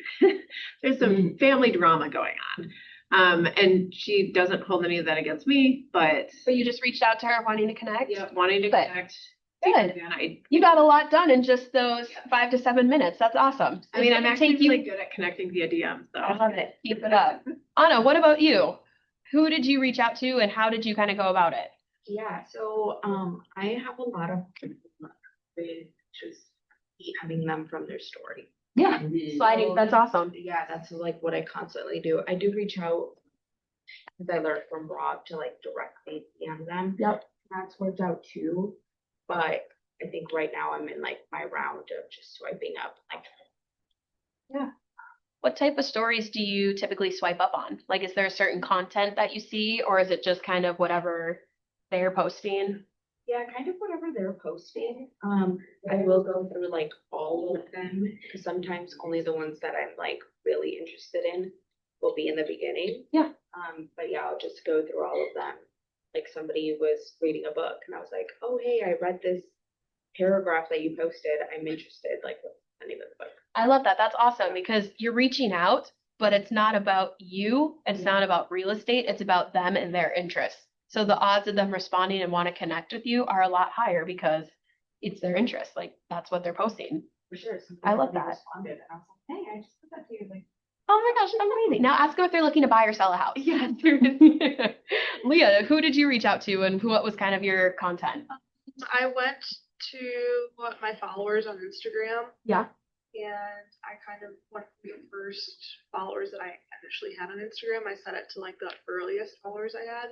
And it's just friends that I haven't talked to or reached out to in a while. So I just sent them the paragraph that Rob actually sent over to me. Oh. And I kind of customized it to say like, hey, I saw that you got married, or like, I love keeping up with your family that you're building, and whatever. Very nice. Mallory, what about you?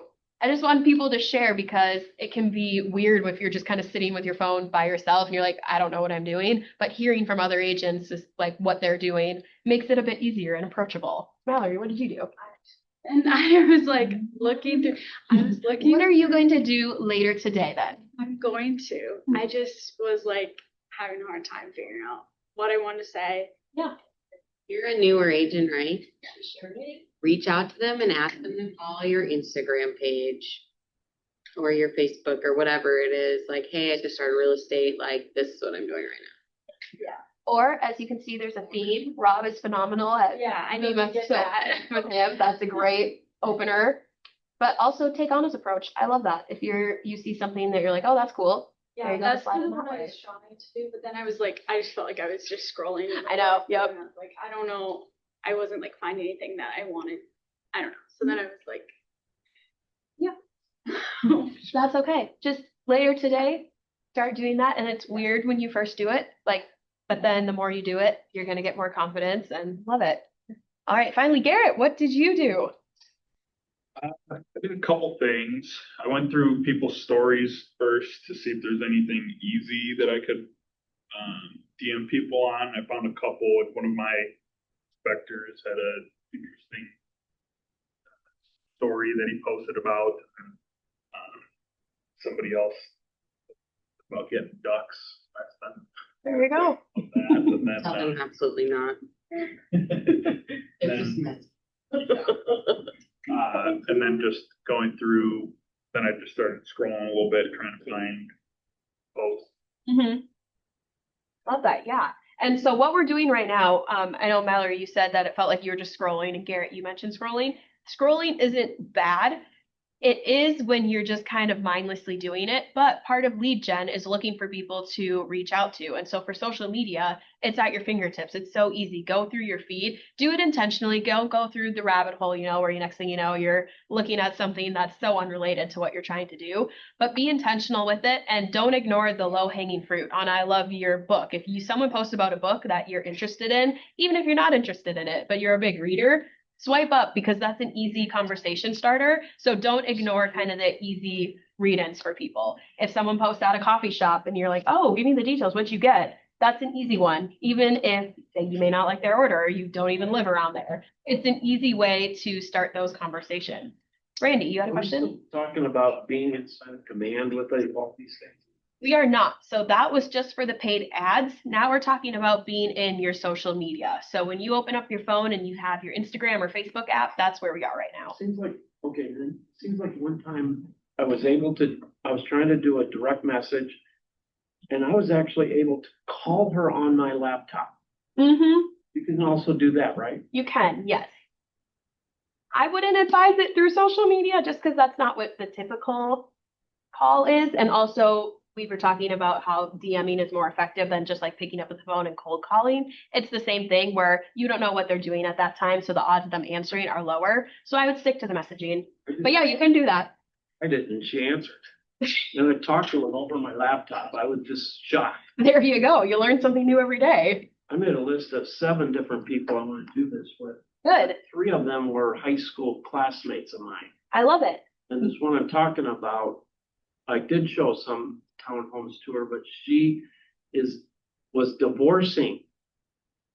But she hadn't yet filed for divorce. There you go. Now you have your follow-up. So now I'm gonna follow up again. I love it. Good. But yeah, just get strategic. Social media is such a powerful tool. We've said that over and over. So as you're going through, don't ignore the power of just a simple message. It may seem very easy to you, especially as you get in the habit of it. It is going to be easy for you. And that's when you're going to unlock those conversations and start connecting with This is people. Private conversations with them, right? It's not Right. out to everybody. Nope, it is just between you guys, just that direct messaging. Yeah. All right, any questions about reaching out to people through social media one-on-one and all? Okay, we are now going to move into the next segment. I need to click the screen back there. But we're going to talk about now how to grow your sphere through social media. So earlier we talked about that formula and it was add 5 people a day. This is going to be kind of what that is about. Okay. So when you are on social media, we want to add people because you want your sphere to always be growing, just like your database. You know, as you're reaching out to people, you try to get their contact information. The same thing applies to social media. So the easiest way to build your sphere of influence through social media is to follow new people and accept follow requests. As your influence grows on social media, more people will request to follow you as well. Or if your account is public, you don't need to approve it. You're just going to notice that your follower count grows up, which is great. So the goal with this is to be purposeful. So here are some ways that you can grow your social media following and then who you follow for your sphere. So obviously add people you already know. So you may think that you follow everyone who is in your life, but it doesn't hurt to double check. If you are thinking about people you went to high school with, see if you follow them on social media. If you don't, look them up. Odds are they're there. It's a new connection that you can make.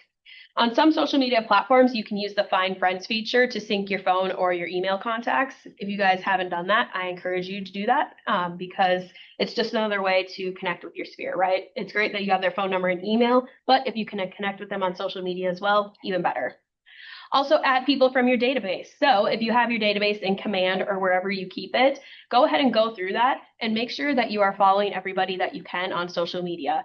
Like I said, we're talking about phone numbers, emails, addresses. That's amazing. However, social media is another touch point because you want to reach out to them in different ways. That's how we stay in their mind. So they choose you as realtor.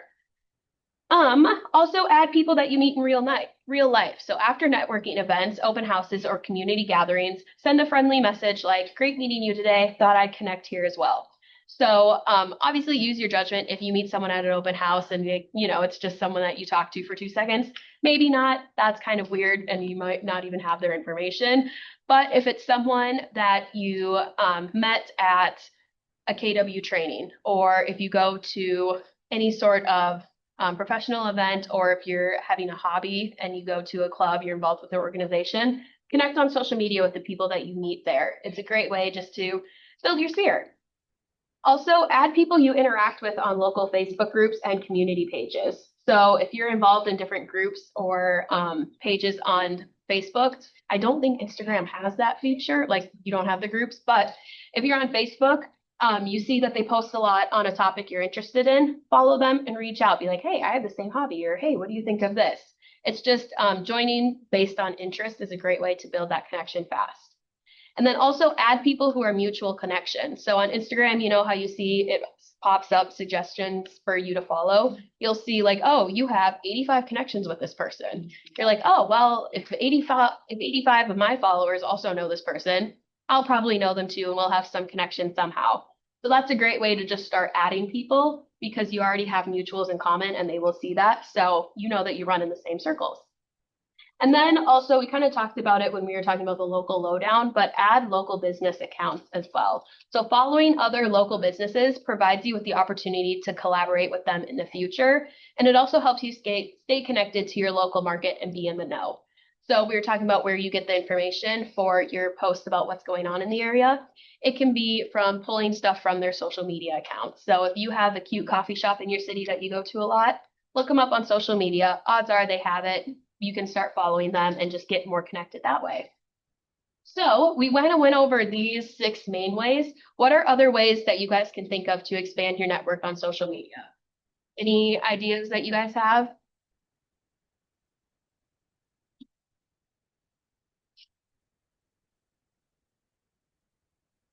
Like people like businesses do like contests where you have to like your page in order to enter. And you can collaborate with like other businesses. So it's like, okay, You know, the social media influencers do it where you have to follow these 10 Yep. accounts and then you can be entered to win. I love that. Yeah, everyone loves a giveaway and people love entering giveaways as well. And so you can leverage that to get more followers, more connections that way as well. And it could be as something as like a $10 Starbucks gift card. It doesn't have to be anything major that you're giving away, but it's a good way to kind of get traction that way as well. So yes, as we look at our habit builder here for our goal, we want to get 5 ads every day, and it can just be you following them. It doesn't mean you want to grow your own following by 5 a day. If that works, fantastic. But even if it's just you following your local coffee shop, it's still you getting connected with your area, and that goes that's very beneficial as you are trying to lead gen through social media. So as you guys have the facility or the guide pulled up, there is a page where you can brainstorm some people that you want to connect with on social media. So just take some time right now to think through who are some people that you want to follow, who can you go and look back on, what are some businesses in the area. Take a few minutes just to go on your social media and find new people that you want to connect with. It doesn't have to be anything major, but just if you've been seeing someone's content a lot because they're in your feed, connect with them. Just simply through a follow. So as we go back to this daily social media plan, the last thing that we want to enforce here is that it is a daily activity. That's how we build habits, right? It's great that we did a post today, you DM some people today. That's fantastic. That's the first step. However, we get the traction going when we make this a daily habit. And so kind of what Edwin was talking about earlier, where he struggles with time blocking and staying on schedule, this is going to fall into that category where you have your lead gen time, right? Treat this like your lead gen. So if you do, I think KW recommends 3 hours of lead gen a day. If you make social media 1 hour of that 3 hours, that's great. It doesn't have to be you just working your database. It can be social media as well, especially if you're someone who's really present on social media and want that to be your main lead source. So every day, set some time aside to post on your accounts, interact with your followers, DM people, kind of everything that we see here. And during the week, follow the social media engagement plan. So as we said, this includes 10 reactions. So react to a post or comment or anything like that. 10 comments, comment on a post made by someone you follow. 5 direct messages. So send direct messages to people that you follow. You see their content, just what we did. And then 5 shares. So repost something interesting to your community or by a friend or a follower. So as you're scrolling, repost whatever. If you see something like a local business is doing a cool event, repost that. It's on your feed. Great. Just kind of engage more that way. Edwin? Does a share post have to be from somebody you know? It doesn't. Nope. Okay, good. That helps. All right. It doesn't have to be someone you know. It's just some content that you find interesting. So if you stumble across an interesting reel or a carousel of like a news article, whatever, if you find it interesting, repost it. If it's really influence, like you might as well DM them anyways, right? Oh, there you go. There you go. There you go. But yes, and then finally, we want to do 1 post, and that's going to be in that 80-20 rule. So 80% personal, 20% is going to be that kind of hard-hitting real estate business. Just kind of what we have recapped here today. But the key I want to emphasize is consistency. If you hit this hard for 2 weeks and then stop, you may see some results because you did it for a bit, but you're not going to have that long-term sustainability for your lead gen. It's not going to be effective. And so this can be a very great way to get your leads coming in and get some transactions going. But like everything, it is when you are consistent.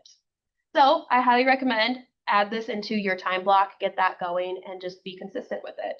Any questions on what this daily social media plan looks like or what that entails? This is 1 post. Yep. Is there a limit how many you should post?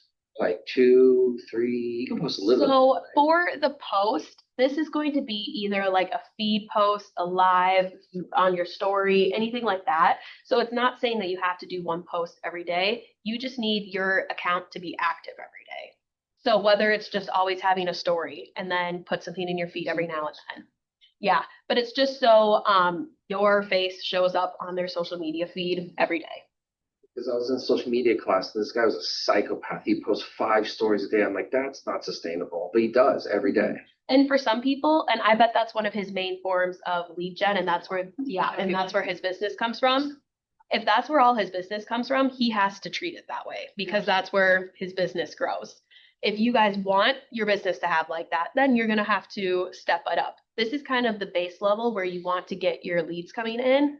If you want it to be your main lead gen source, you're obviously going to have to commit more than just an hour a day to it. And you're going to have to get really aggressive with everything. So adjust it to what you guys want. Any other questions? Awesome. Okay, so we kind of went over this already, what the personal post can be. Here are some more examples as well. This is going to be what your 80% is. Obviously, that means we have our 20% left, which is the business post ideas. Like we talked about earlier, if you are ever stumped, just go to ChatGPT. It's so good at picking up content, and also it knows what trends are going around right now, so it can help you post timely content as well. Okay, so our final activity of the day is time blocking your social media. So like I said at the beginning of class, if it doesn't exist on your calendar, it doesn't exist in real life. So just take 2 seconds here, find some time throughout the day and actually schedule when you're going to commit to your social media. And Edwin, schedule it and stick with it. I know it's hard, especially when you have kids and obviously other things are going on in your life, but unless you're consistent, you're not going to see results. And so schedule some time on your calendar daily, whether it's the same time every day, so you can get in a routine, or whenever it's you have space, but just schedule an hour where you can go back and go through all of these activities. It may take you less than an hour once you get going and you're like, oh yeah, this is easy, I have a hang for it. It may take you a little over an hour if you're kind of off to a slow start, that's fine. Hour is the average, but just time block on your calendar right now and say, this is when I'm going to sit down and do all these activities. Amazing.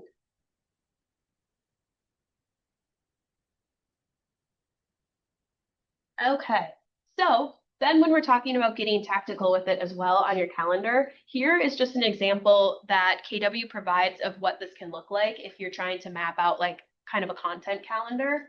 So here are some examples of different content that someone has planned out where every day they're going through the engagement plan, but then they're planning out what those posts are going to be. Because it's easy to get to there, you're trying to post and you're like, I don't know what to post, so you just don't fall into that trap. So if that is something that you intend to do, take time to plan out your week of content ahead of time so you know when it's that day, you're just ready to go. You don't have to kind of sit there, waste time thinking, and then ultimately not post. So time block on your calendar, but also schedule out stuff as well, whether it's you actually scheduling out stuff or if it's just you planning what you're going to post and then posting it live that day. Whatever works for you, but just make a business model around this. It's easy to fall into the trap of just making it kind of lackadaisical. Make sure you treat this like it's your business because it is. Okay, here is just some more. This is all in your packet as well, so we won't go over it. We've talked pretty much a lot about it today, but as always, we talked about Reels do a lot better than just stagnant posts, so try to get more video going. When I was talking earlier about the Instagram guy who said hashtags were going away, that team leader out in Kentucky, he said that his is 80-20 for video, so 80% of his content is video because that's just what getting traction. So you can take that approach as well. He would say most try to hit that 60-40 mark, but if you really want to do it at a high level, 80% video is kind of that key of getting engagement and getting people to see your stuff. Okay, that is kind of the end of this session. And so now we are just going to kind of reflect on Breakthrough 120 as a whole. So first of all, thank you guys so much for coming to these, even if you weren't able to come out to all of them. I appreciate you being here because you're taking time to grow your business, and that is amazing, and love that you guys are committed to that. So now we are going to just reflect over the last 5 weeks. Tell me some ahas that you had, or what is something that you learned that you're going to implement or you already are implementing. Just kind of what have been some takeaways that you've had from this whole experience, whether it be today or throughout this whole process.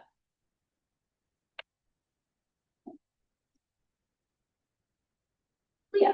Definitely got more comfortable with reaching out to people that I haven't spoken to in a while. Mm-hmm. Because my head, I mean, I haven't spoken to them in a while, and what's the difference if I reach out to them or not? Like, Yeah. keeping in touch, and they're not gonna, like, if they unfollow me, whatever, Mhm. but at least I'm getting my name out there. I love that. Yeah. And one thing is realtors, you get very comfortable with rejection therapy. So who cares if they ghost you or if they unfollow you? That seems extreme. Like they're having a bad day if they unfollow you for DMing them. But even if you just get left on red, like that's okay because all it takes is one. It's just like every other model for real estate. All it takes is one to have a transaction. So yeah, I love that. Get comfortable with reaching out. Anybody else?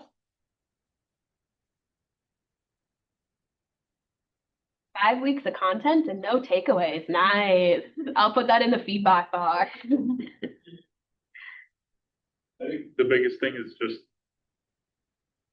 jump in head first into whatever. We all have ideas on different things and things we know that we should do, and the biggest thing is just do it. Mm-hmm. Yeah, I love that. And my conversations with agents, both at this market center and the Elk River one lately, have been a lot of people wait to be perfect in order to go. And you're just hurting yourself doing that because reality is it's never going to be fully perfect.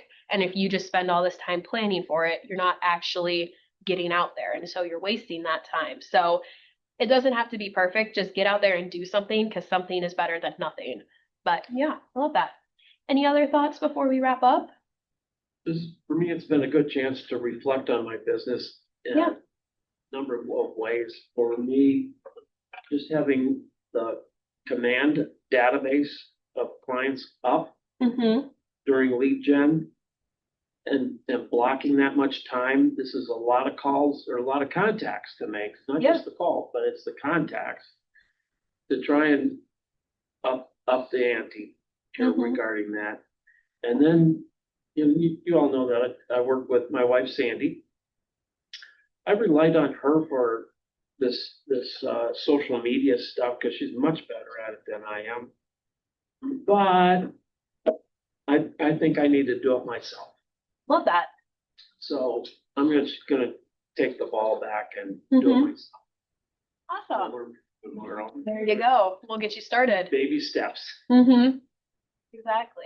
Yeah. And then also, what is something that you are proud of that you guys did over the past 5 weeks? I know, Leah, you said that you're just more comfortable reaching out to people, but like, what is something else that you guys have done throughout this process that you may not have done otherwise that you're just proud of? It's important to celebrate that because that keeps you going.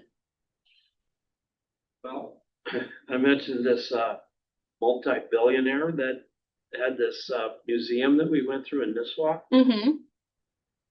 After he took us through these museums, I kind of got him off to the side. This is kind of bold on my part. We were going to show this $6.5 million home on Whitefish Lake the next day at 10 o'clock. And I went up to him. I said, would you like to see this too? We're going to be at this $6.5 million home on Whitefish Lake. Would you have the time to come by tomorrow and walk through it with us? Mm-hmm. And Sandy says, you're crazy.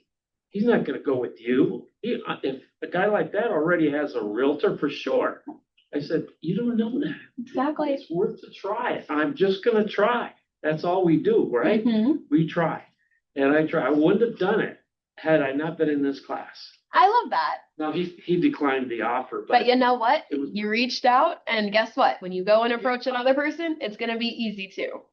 And I love that because not many people would have done that. So that's awesome. It's all about putting yourself out there. Got it. Anybody else? Okay. Well, that is all I have for you guys today. Obviously, these courses end here. However, every day still, because it's obviously 120 days, we are doing the calls every morning at 9 a.m. Rob is leading them to report numbers. I encourage everyone to join those. Please go to those because unless you're doing the activities, everything you learn here isn't going to change your business. It can, only if you actually put the work in and do it. So please join those calls. All it is reporting your numbers. So we're talking about how you're implementing these activities. every day, 9 a.m. for 120 days. So obviously it's less than that now because we've been doing it for 5 weeks. But 9 a.m. with Rob. If you don't have the Zoom link already, I'm pretty sure he sent it out a few times, but if you don't reach out to him for it, it's a 10-minute call. But it's just another form of accountability because, like I said, this is only going to make a difference in your business if you put in the work. So while the classes end here, the program doesn't. Please join those calls every morning. And yeah, that is all I have for you. Let me know if you have any questions, but thank you so much for taking the time to do this. Hold on.